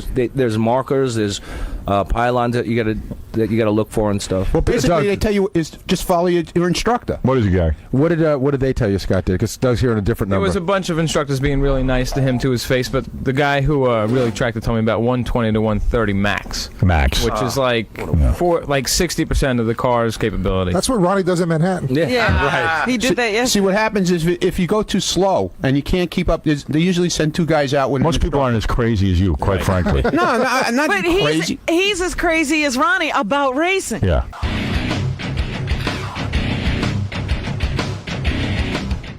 Scott the engineer and Ronnie, if you remember earlier back in the show, went to race car school together. And because Ronnie, I guess, goofed on Scott about the race car driving, Scott's now blown his lid and canceled dinner with Ronnie tonight. They were supposed to go with the wives. Yes, apparently they had struck up a friendship as a result Now it's of over. this whole thing. Scott is miserable. He's yelling back Why there. is he mad at you? What did you do? He feels I guess I betrayed him, but how? What did you do? I don't even know what you did. I don't know. I don't know what I did. I'm all messed up here. No, you're all upset. I'm all upset, man. Are you upset? Yeah, because I mean, we were supposed to go to dinner Saturday night. Now he says He just tried to hit me. I said to him when we got done on the air before, I said, I guess dinner is off Saturday night. He says, yes, you're right. Oh, and he's back there talking to himself? Well, he's not talking. I heard he's throwing things. I didn't throw anything. No. I didn't say a word. Everyone describes you as a guy ready to explode. Like, you're not going to be the guy Wait a who minute. goes through the company with a gun and we stuff. went to right? the Poconos. We had a great time. We did You and this Ronnie. race, and this whole thing turned into a dump on Scott thing. Oh. Why is that? I don't get it. Well, he thought it was funny The that idea your is wife, to try your and get wife me had. pissed off in here. No, not getting you pissed off. It was fun. You got to admit it's funny that his wife, Bonnie Mund, right, had to call your wife and convince her that it's okay for you to go away. But I don't know where they got the idea that I couldn't go. That was the idea. Why were they on the phone Doug, together? wasn't it Yeah. Scott couldn't go? What's the big deal? Admit it.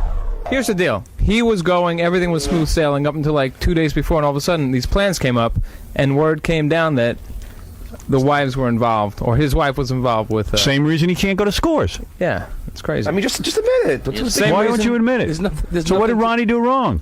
There's nothing to admit. You don't think said that you were so gung-ho, and then... Is he lying? No, he's not lying. So? Then why are you upset with him? About my wife? No. She was worried that, something would go wrong, but she didn't want you to die in a She car. was afraid something was going to happen. Right. You. So then why? Yeah. But it wasn't that I couldn't go. That's So, not true. so I said, why don't I have my wife call and talk to her and say, listen, So now she feels set up. Oh, I see. That she was playing for a fool. I see. No, she wasn't playing for a fool. She was setting It's such a terrible thing that she was worried about you? She was just trying to explain to her. Well, that, I agree. I don't understand it. Yeah, the one thing I don't understand is why your wife's worried about you. If I was her, I'd want to get rid of you. But Hey, sure you will not let you go. Yeah. So Scott, was she? So what's the crime here? That your wife cared enough about you going away, and now you're mad at Ronnie? Nothing wrong with that. That's a nice thing. He's mad at everybody. You're just mad. But not at everybody. Ronnie's wife didn't set up your wife. She called her and she sort of said to her, "Hey, it's a good thing. Let the guys go." Yeah, I mean, it it's seems something like your wife understood it. It's something like a setup. I know what Ronnie was trying to do. He wanted me to go, and I wanted to go, and he was just trying to. Did you feel he blabbed around the station? Here's what happened. Here's you really want to know what happened? Yeah. After you talked about me and you talked on the air about Dale Earnhardt and everything, and then the schools contacted us. They contacted you. Right. You were nice enough to turn it over to me. Right. They wanted me to come to the school. Okay. Right. He said to me, "Come on, man, you got to get me in on this. I want to go." Right. All right. Right. So I got him in on it, and he was able to go. Right. So now. So you put him. So he put you out by making sure that you had to go ask him for another slot.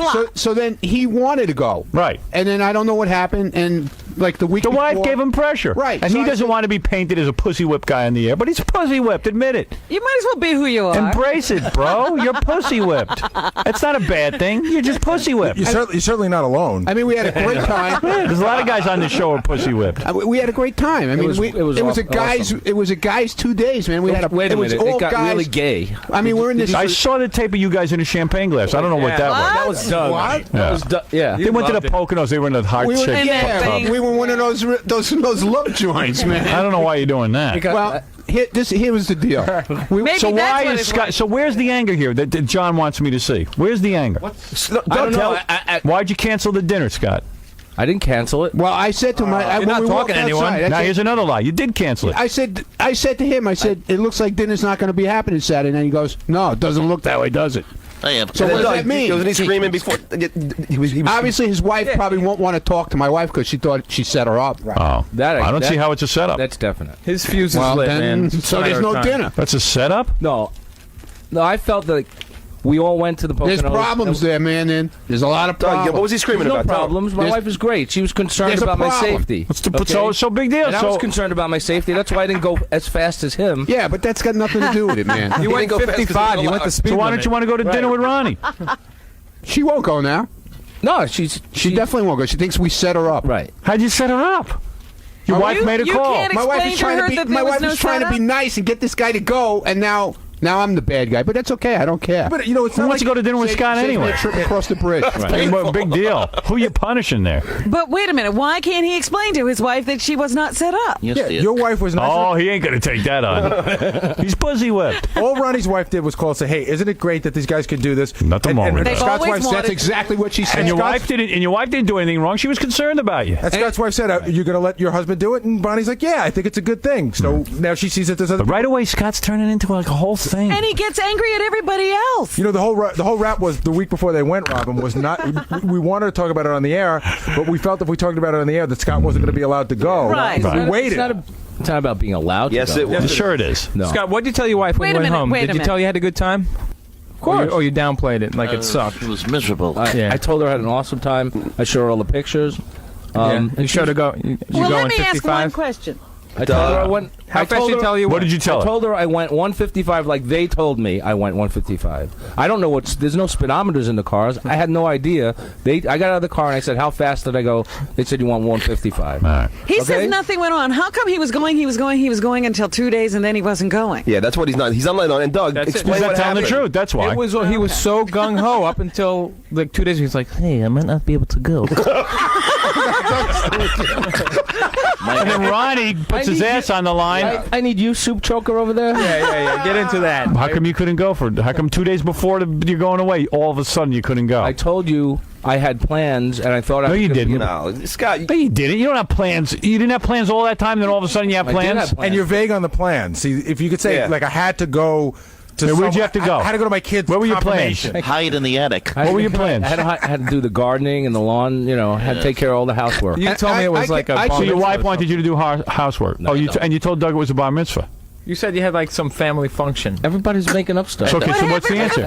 I did have. Yeah. It wasn't a family function. It was stuff with family. But what about Friday night when you? What did you have to do? Babysit?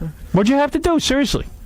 We had plans To do what? to go. Come on, guys. To go where? Weekend out. Where were you going to go? with my sister and her family. And then he didn't. All of a sudden. And then he didn't even stay with us. Like everybody stayed. Yeah. You know, after the track, we went out and partied. Had a Scott good time. drove home like 180. He ran out of the racetrack. Drove home faster than the racetrack. No, I had dude. I had people you're- coming over Saturday morning, so I had to get home. I was home Saturday morning.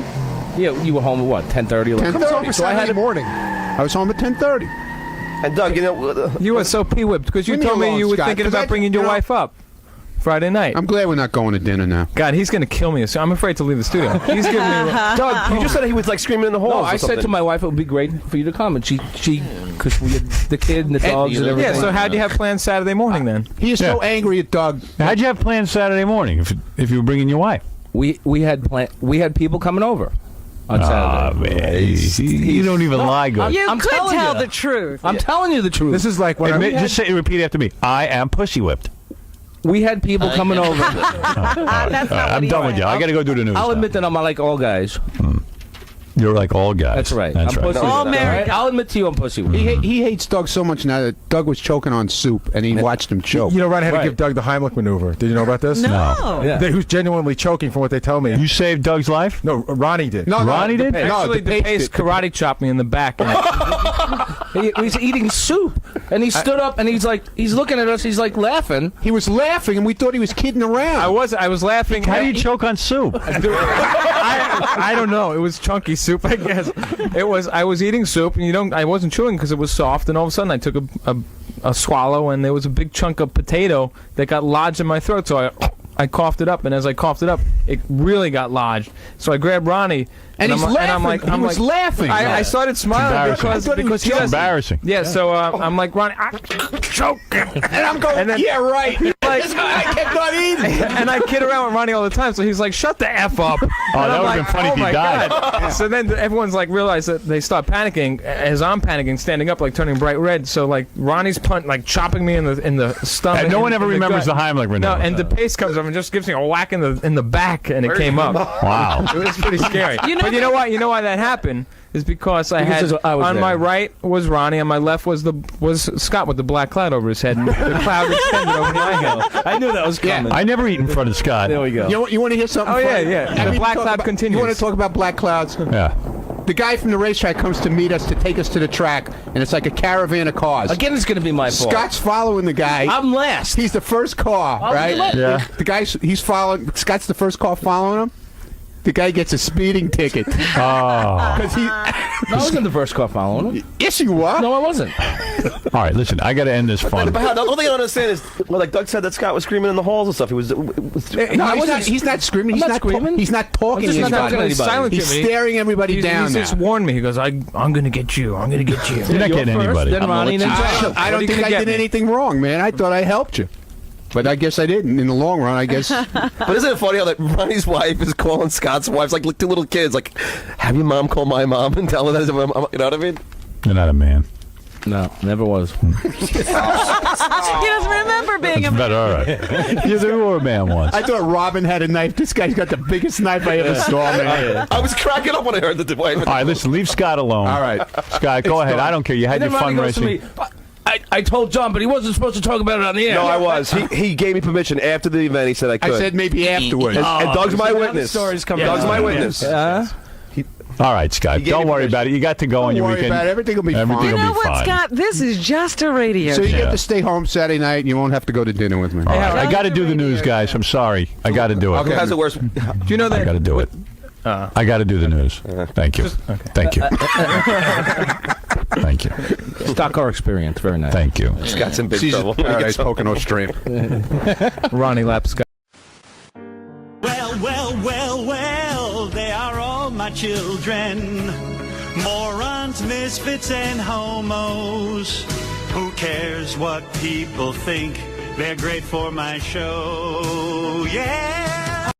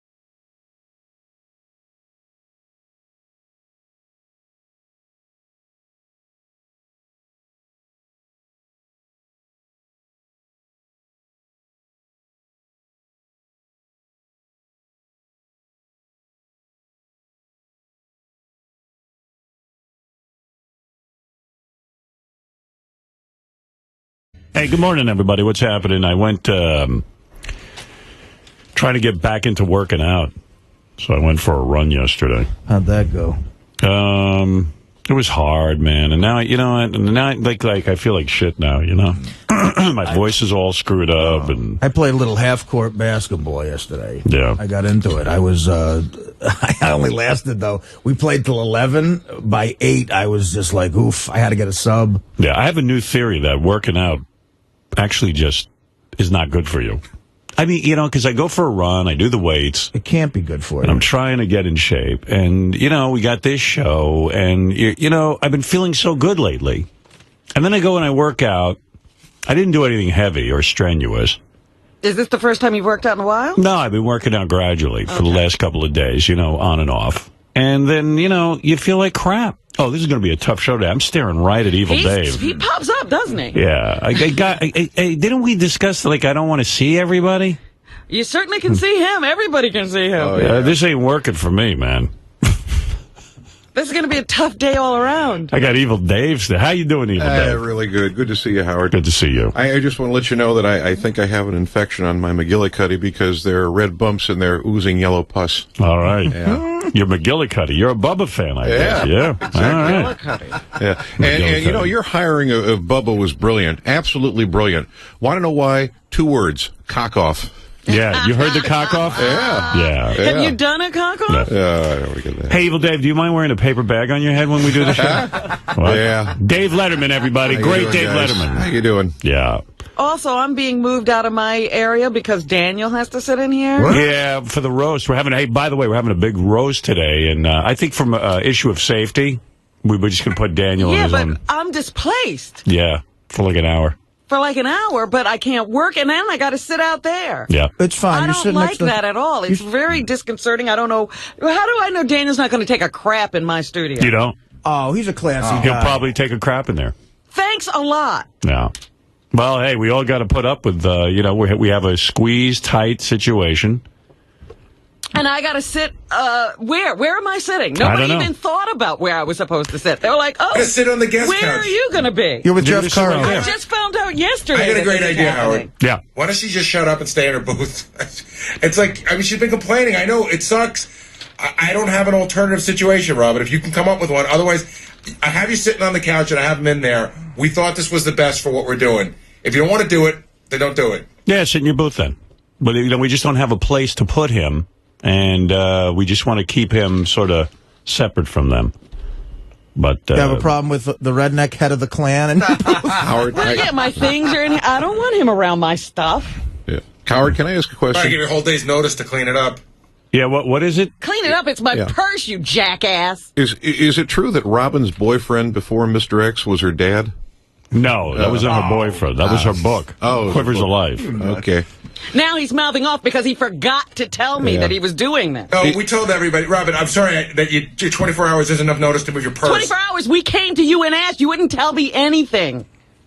Robin, okay, so we told you yesterday. No, we Now didn't what? tell me. Scott DePace said, Robin, do you know where Daniel Carver's Okay, so sitting? for whatever reason you found out yesterday. For whatever so now reason. What? So now what? Just shut off your mic. I was No, talking you to have Howard. 24 hours You to make me move your sick. purse and a couple of newspapers. Move my I purse. apologize. Where should I put him? In the middle of the floor? No, stay where you are and just keep yelling.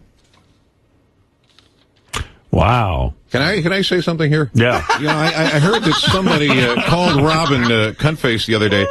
What a coincidence. That's what I call my mother. Oh. Really, Dave? That's right. I always thought there was something between you and your mother. Yeah. What about that, Robin? You going to feel comfortable moving? You don't have to if you don't want to. I'll put the chair I've somewhere made else. arrangements to move, but the idea is that this is my workspace. Yeah. I'm giving you the opportunity to I not have move. a workspace because I have to work. I'm giving you the opportunity not to move. I mean, I don't know. You're going to complain one way or the other, so decide what you want to do and we'll leave it at that. Be quiet. Decide what you want to do. Just make a decision. Irritating little maggot. No, he's right. Wait, do you want to stay in your booth? Where are you going to put Daniel? You bring a maniac in. I don't Where know. are you going to put him? Robin, what's your solution besides yelling? Look, today is not the day to ask me for my solution. Okay, starting yesterday, what's your solution? Starting yesterday. I mean, all you're doing is yelling, but you have no... You are in my ear like a headache. Would you leave me alone? I would say if you hadn't dried up, I would think you were on the rack. Shut up! Well, what a lovely morning. Can Dave say something? I do say, you know, I got to tell you folks something. I love the freedom of satellite. Let's all finger each other. Now I'm feeling a little disconcerted. Why don't you go in Robin's booth? But Because I don't really want to stare at you. Hey, Robin, you got it easy. Look who I'm sitting next to. Robin, no offense. I was bitching about where Dave was sitting, and now you took over with where Daniel Carver's going to be sitting. ahead. You know, you took my anger I away. just said it, and then Gary said, "Nyeh, nyeh, nyeh, nyeh, nyeh, nyeh." Howard, yeah. Can you move your nose? I can't see Robin. Getting in on the roast a little bit there. Dave, Get ready, warming up. Dave Letterman, everybody here this morning, a little freer on satellite, able to say what he wants to say. He doesn't have to sit and do that wacky persona he does on TV where he's shocked by everything. Let's not get into that. Be evil. Yeah, you could really be evil, Dave. Is it just me, or is that Alexis Smith a little cunty? Alexis Smith. Stewart.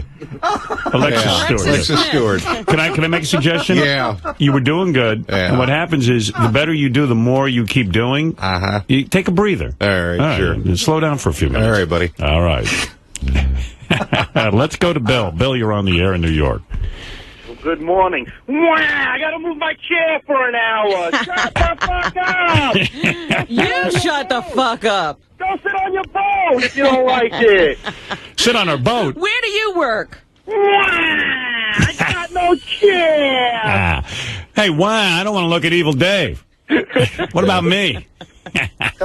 No, we got to get a bigger place for the roast if he's going to be like this. Yeah, we actually are. This is the last roast. Happy. This is actually the last roast we're doing in the studio.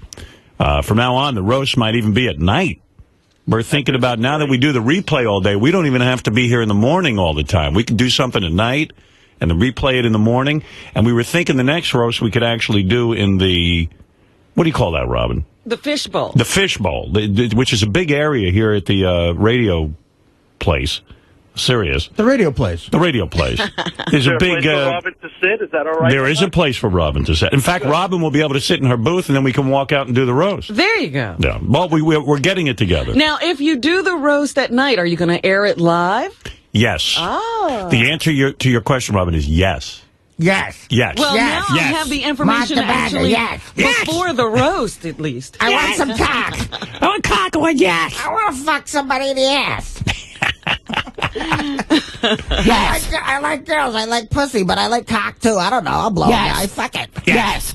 Hey, Paul, you're on the air in New Hampshire. Yes. Hey, how you doing? Hey, now. Hey, what's up? Hey, listen, Hey, now. I got a couple of things I want to say, but first, I'm sensing a little bit of a Rosa Parks thing here with Robin. That's right. She's fighting back. It's like the bus is It's pulled over my and you guys bus, are and all, they're like, telling me the I black can't chick sit to on get it. off the seat. What is that, Paul? I said it's like the bus is pulled over and the white group of guys are like all telling the black chick she has to get off the bus. That's right. There It's is. my bus that they're telling me to Absolutely. throw. Robin, That listen, I'm it's on your my side. bus. I'm pro Rosa. But There listen, you go. I also, Howard's bus. Howard, I wanted to ask you if you were aware of something. It's Robin's bus, too. I was watching this show. Gary, you better My just Name be is Earl. quiet today. Wait, there's arguing going on, sir. I mean, I get to Oh, have, here he goes again. I get to have an opinion. It's just an Here opinion. he goes again. You don't have to like it, but it's an opinion. Oh, that's you, Robin. You have no idea. That's what the audience hears. That's what the audience hears from you. By the way, Howard. Yes, Dave. What's the difference between a woman and a cow? What? Well, a woman doesn't shit on the floor, when you pull on her tits. A woman doesn't shit on the floor. That's not true. Excuse me. What is that thing in here? Room? Is that a throne? What Yeah, well, is that's that for Daniel Carver. He's the being roasted. That's the roasting I chair. thought it was for something else. Okay. All right, Dan, you're on the air. Little ad-libbing. Don't ad-lib, please. Dan, go ahead. You're on in Boston. Yes, Howard. A couple of quick things there. Yes. Yes, sir. Yes. First of all, Robin, maybe you should just move your place into a nice spaceship. And I mean, I just don't understand this. I mean, Gary, you got a good point. I mean, come on, Robin, what's your solution? I mean, No, here's what it is. Here's what it Look, is. you don't dump something in my lap at That's the right. last minute and ask me for a solution. It's best to tell people what's going to be happening in advance. Obviously, that was overlooked. And, all right, we're going to try and get through it. We're going to try and get through it. Can I just say one more thing, Howard? Really? Robin, hold on. The last minute would have been telling you at 5 of 7. Okay, a day before. You didn't think to tell me at all. Okay, Remember that. Did I apologize yesterday for that, Robin? That's your solution to everything. I apologize. It didn't happen. Well, you're so fucking perfect. Have you never apologized? That you, for Christ's sakes. So I apologized to you yesterday. The truth of the matter is, I didn't even think it was going to be that big an issue. You've left your studio for time many times, and it hasn't been an issue. You sit on the couch when we play Winfred's Money. Yeah, but there aren't also a whole audience full of people. I have to climb over people. That's crazy. Oh, we all have to climb. Look at what we're working with. I'm climbing over ready to get... No, but really, I mean, I'll be in there with a wireless, and I'll be climbing over people. We're working in a small space with a... Howard. Sal's in a monkey outfit with a moron sign over Gary. And now Gary just threw a box at Sal. Oh, I wondered why he stopped talking. Howard, I got to tell you, I love this replay that you're doing. I mean, I wake up... Wait, hold on. There's something going on in the hall. Gary, what's going on over there? What is Sal doing? What happened? Pick up everything that I just threw at you. Pick it up. Pick it up. I threw an entire box of mail at him. Gary, you threw all your stuff at Sal. No, now it's not my stuff. It's just fucking... Shoot at me, Gary. There's fighting going on. Gary's fighting with Sal. It's like a racket. Honestly, here. Gary shows restraint. By now, I would have shoved Sal down a fucking toilet. Gary got hit by a woman's whatever that. There's a big debate in the email that it's basically pee when these chicks squirt. I hate that. I don't even like the word squirt. I got hit too. Gary, what's going on out there? Gary, what's up? He's now on the phone. I think he's calling 911. He's reporting Sal to the police. All right, hey, where's Scott? Scott, get your kid on the phone and let's do this. Pretend. What is the voice you use for Donatello? What is it? Well, you'll hear in a minute. All right. I don't want to wear it. Okay. Yeah, you don't want to exert yourself. It's bad enough that we got to do it on the show. Yeah. All right. And then I'll play you our movie. All right, Scott. I'm doing you a favor, big time. I know. Where's your kid? Oh, where's the number? All right. You got a call? You get him on the phone and tell him you're with Donatello, Scott. Yeah, don't tell him it's me. Yeah. It'll ruin it. Want to have Gary do it inside? Oh, I'll do it. Just take the microphone. Get that near the microphone. Have Gary do it inside. I know what I'm doing. Scott's real pussy whip, so this will put him in good with his wife and kid. Oh, come on. Make him a hero. Make him a hero. Just... Oh, that's good. I got a dial of one. That was his wife, actually. Yeah. No, Scott's like one of these guys yesterday. I need him to do some work. Oh, I got to get home, man. I go, what do you got to get home to do? Take care of your kid? Don't you got a wife for that? And somebody, oh, no, she needs a break, you know. Oh, yeah? I'm going to blow off this other show. No, you're not. Yeah, you're doing it. No, you I'm are. blowing I'm almost done with you. No, you can go do it. Hello? Hi, Matt. Hi. It's Dad. Hi. Guess who's here with me? Don? Donatello. dude, what's happening? All right. Talk to him. Scott, tell Donatello, Scott, your son's name. My son's name is Matthew. Hi, Matthew. Hi. How are you, dude? All right. You have any pizza? My dad's going to buy a pizza. Oh, he is? Yeah. Hey, where's the pizza, Dad? I ordered it. They're delivering it. Hey, right away, Scott. Okay? hey, so Matthew. I saw your movie. You did? Yeah. Did you like it? Yeah, a lot. It was great. Awesome. Thanks. What was your favorite part? My favorite part was when the turtles went to Japan. Oh, yeah, we did that for the whole movie. Yeah. Hey, want to speak to Howatello? He's here, too. That's Donatello's brother. Hold on, okay? Hold on. I'll go get him. Hello. Hey, this is Howatello. Is this Matthew? Yeah. Hey, Matthew. Hi. Hey, aren't I the best? Mm-hmm. Hey, yeah. Tell Donatello this is the only radio show he should do. Right? All right. Absolutely. Here, I'll give you back to Donatello, my brother. Okay. Hey, how you doing? So, Matt, what did you want to ask Donatello? Yeah, you can ask him anything you want, Matt. Hey, Donatello.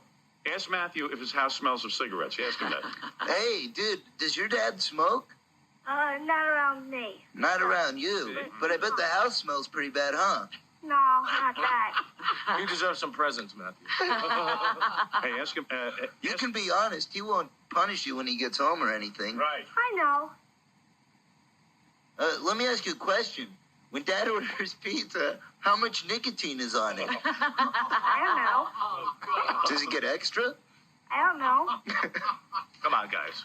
The kid's 7 years old. Yeah, Oh, you're smoking around. Come on, Donatello. Talk to Matthew. You got a question for Donatello? Hey, let me ask you a question. Do you ever see Dad in the shower? Don't start. Don't start. Matthew, what was your favorite part of the movie? No, really, what? No, you want to ask about some of the other turtles or anything? You want to ask him about any of the other turtles? What's your favorite turtle, by the way? Who's your favorite turtle? Donnie and Leo. Don Hey, and Leo. thanks, man. Let me ask you a question. Okay. What has less hair, Donatello's tortoiseshell or Daddy's head? Hey, but There's not Donatello, much hair on the turtle shell, so Donatello, who wins? you get to meet a lot of kids, and Matthew seems like a real nice boy. So you want to tell him cowabunga or something? Cowabunga or something. Yeah. Hey, Matthew. Yeah? Hey, don't forget to buy all my toys, okay? Alright. And go see the movie 10 more times and take all your friends. Are you gonna play Ninja Turtle 4? Is it gonna come out? We're working on it. Okay. Let's see if New Line puts up the money. Well, it better not be rated R. Let me ask you another question, Matthew. Okay. How many how many times does Dad end up sleeping on the couch? All right. Can you answer that one? Don't you have to go to school? Hey, Matthew, you going to school today? I have no school. Oh, good. I'm on vacation. Oh, good. So you're free to talk to Donatello for a long time. Why don't you go to school? He's got a week off. It's, I guess, Easter or something. When I go to school, I'm off till 8 days. Wow, that's great. Have you ever heard Dad say Tom Chisano and then curse? Matthew, you don't have to answer that. Well, Matthew, I guess this is an exciting. Not too many kids ever get to speak to the real Donatello. Yeah, guess what? You'll be able to go back to school and tell. My friends don't talk to Donatello. No, That's right. You're different. Yeah, you're the only one. You'll be able to go back to school and tell everybody you talked to Donatello. And nobody will ever talk to me again. Right. That's why my dad's taping it. That's right. Hey, So listen, they can play. They can hear it, huh? Mm-hmm. I don't think they want to hear this. Don't count on your dad taping. A lot of times he forgets to put the tape in the machine. You sure you taped it? This is a once-in-a-lifetime thing, Scott. Yes, I definitely have it on tape. I want you to make sure that you play for all your friends, okay? Okay. And play for your dad's friends, too. Right. Well, anyway, listen, Matthew, congratulations on being able to speak to Donatello. Okay. Okay. Donatello, any other questions? That should do it for me. You have a question, All right, Matthew? wait, What is Matthew has a question. I go to karate with my friends Brandon and Ross. Yeah. I go to karate. Oh, you do? Learning how to be a turtle. And what are you learning? Stuff. Oh. Oh, cool. Hold it. Howatello needs to talk to you. Uh-oh. Hi. Hi there. I don't think he's very taken with Howatello. No, I'm going to be Ninja Turtle 4. How you doing? Not if it's Matthew? for New Line. You ever see Daddy fumbling with wigs and stuff, trying to put hair on his head? Yes. You do? How's he look? Anyway, I'll give you back to Donatello. All right. Hold on. What kind of wigs does he wear? Silly. Silly wigs? Yeah. Does he ever put lipstick on with the wigs? No. All right. Don't you have to go, Matthew? All right, Matthew. Yeah. I want to say that it was an honor to have you on the air, and I think you're a great kid. And I want to say that I think Donatello wants to tell you that you're the #1 Ninja Turtle fan. You are, dude. Cowabunga. It was great talking to you. And my mom's gonna buy me the Ninja Turtle stuff. That's right. Tell her to buy it all. Yeah. She is. Yeah. Good. That's what she said. Yeah? All right. Well, then I'll see you in the market, okay? Hey, Donatello, Corey Feldman doesn't get a piece of that action if little Matthew here buys. No, unfortunately, he doesn't. He does. So I wouldn't be pushing it too hard. All right. All right. Cowabunga. Cowabunga. Cowabunga. All right, Matthew, bye. Bye. All right. Well, you made a little kid's day. Yeah, that was Thanks a nice. We ruined this man's life. Matthew sounds real cute, Scott. Yeah. he is. Donatello was supposed to ask Matthew if ever hears funny noises coming from Mommy and Daddy's Oh, room. Yeah, that's just one I couldn't push. I just couldn't push I that. wondered what you threw on the floor. I would have gone for it. I slipped Corey a note and said, "Here, ask him this." Yeah, I just couldn't push that one. Yeah. It's pretty funny stuff.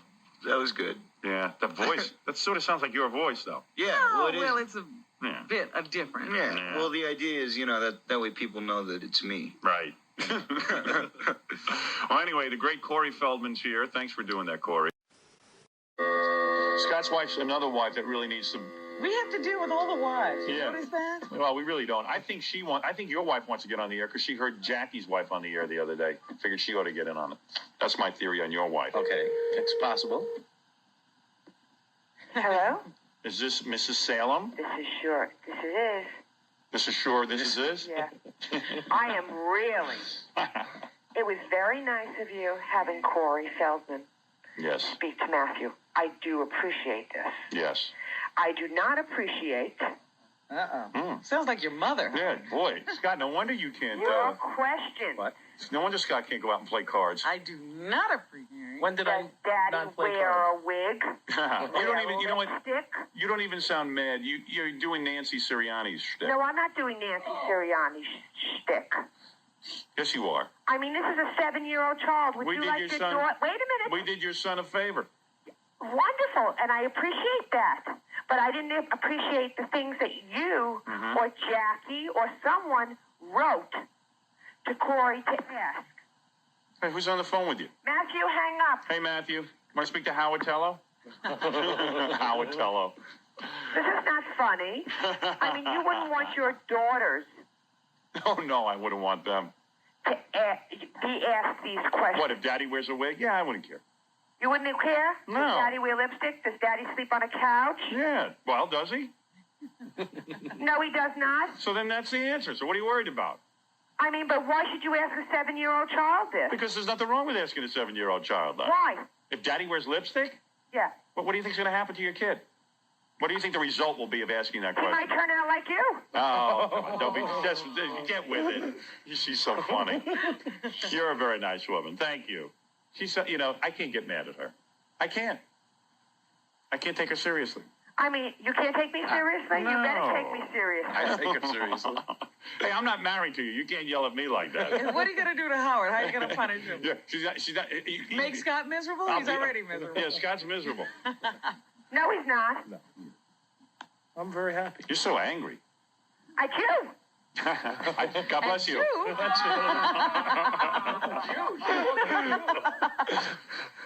And you can keep on laughing and enjoying this, Yes. but this is a 7-year-old child. Yes. No, he wasn't upset, was he? No. Yes, he was. And neither No, he is was Scott. not. You Scott's not upset upset. him. You're upsetting him. No, I'm not upsetting him because he's not in the room while I'm talking He's to so you. thrilled he spoke to So Donatello. how is he upset? I mean, and my husband is not pussy-whipped. Oh, he is too. dear. Oh, come on. Let's Did not. he go to the Did he go to play cards with you guys? Yeah, and then he goes, "Don't say on the air how much money I lost." He told me. How much did he tell you? $100. What are you laughing Oh at? yeah, okay. I just find her voice funny. $100. Why do you- Pussy whip. why do you do that? You're a pussy Why do you whip. do that? You are You don't- pussy whip. Tell your wife how much money you lost. at the card $100. game. Okay, $100. Whatever he lost, he lost. What's the big deal? Yeah, well, he can't tell I you won the it truth. back at Atlantic City the next day. Well, it's a good system you two got. Yeah, I lose, Scott loses, and you win. Yeah. Exactly. I mean, and then at the end, without Scott tipped the Matthew doorman $100. You have the nerve to say about hearing sounds from mommy and daddy's We didn't say bedroom? that to the kid. No, we didn't say that to him. Yeah, I told you that. yeah, she doesn't know that. We never said that to the kid. I mean, I got phone calls from my friends. Well, They now upset you. well, then see? get some new friends. Yeah. They're not your friends, believe me.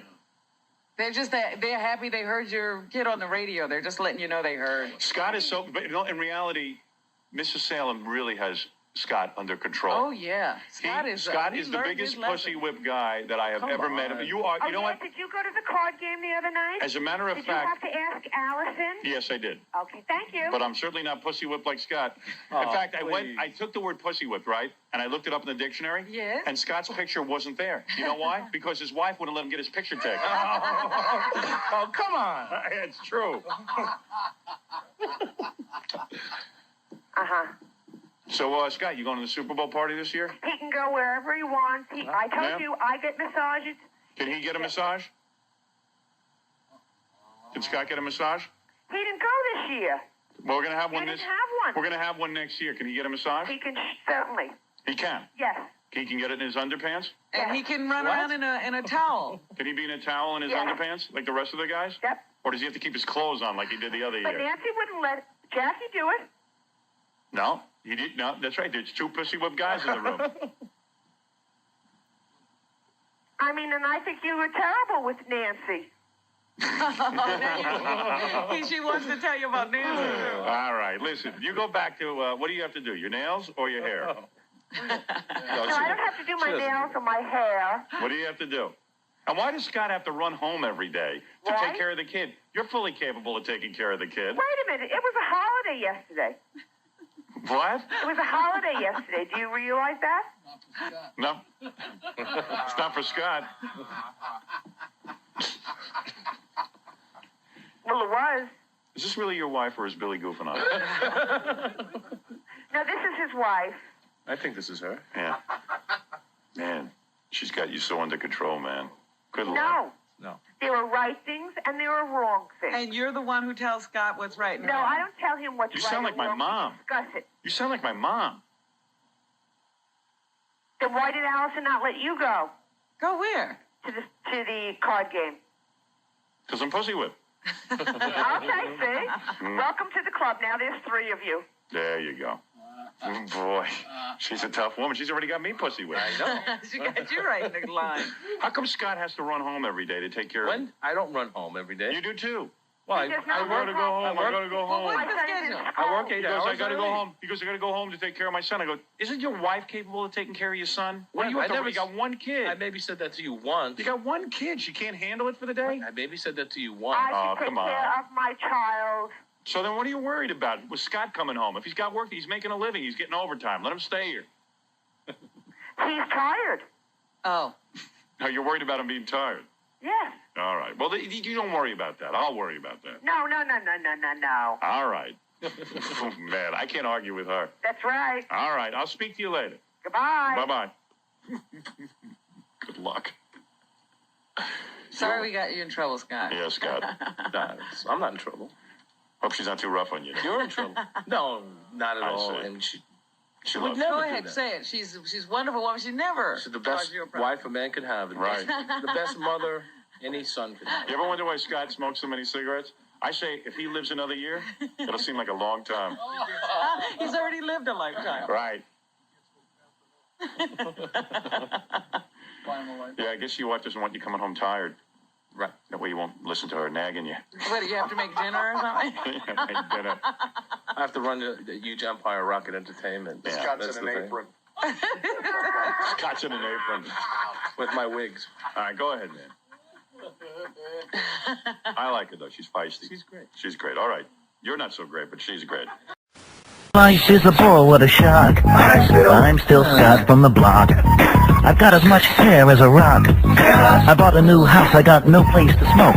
I'm as exciting as a sock. I'm still Scott from the block. I smoke and smoke and smoke around the clock. Before Christmas comes, I'm probably gonna croak. Every day is dull, nothing is rolling. My weekend consists of smoking and bowling. I pound my head against the wall. I'm a loser's loser, I'm balder than balls. I scream at all the interns. Get out of here, miserable son of a bee. I have no answers, I probably have cancer. When I talk, I put people to sleep. 'Cause my whole existence is a clock. I'm still Scott from the block. I should buy a cemetery plot. I can hardly breathe because my lungs are shot. I'm never gonna be a big shot. I'm still Scott from the block.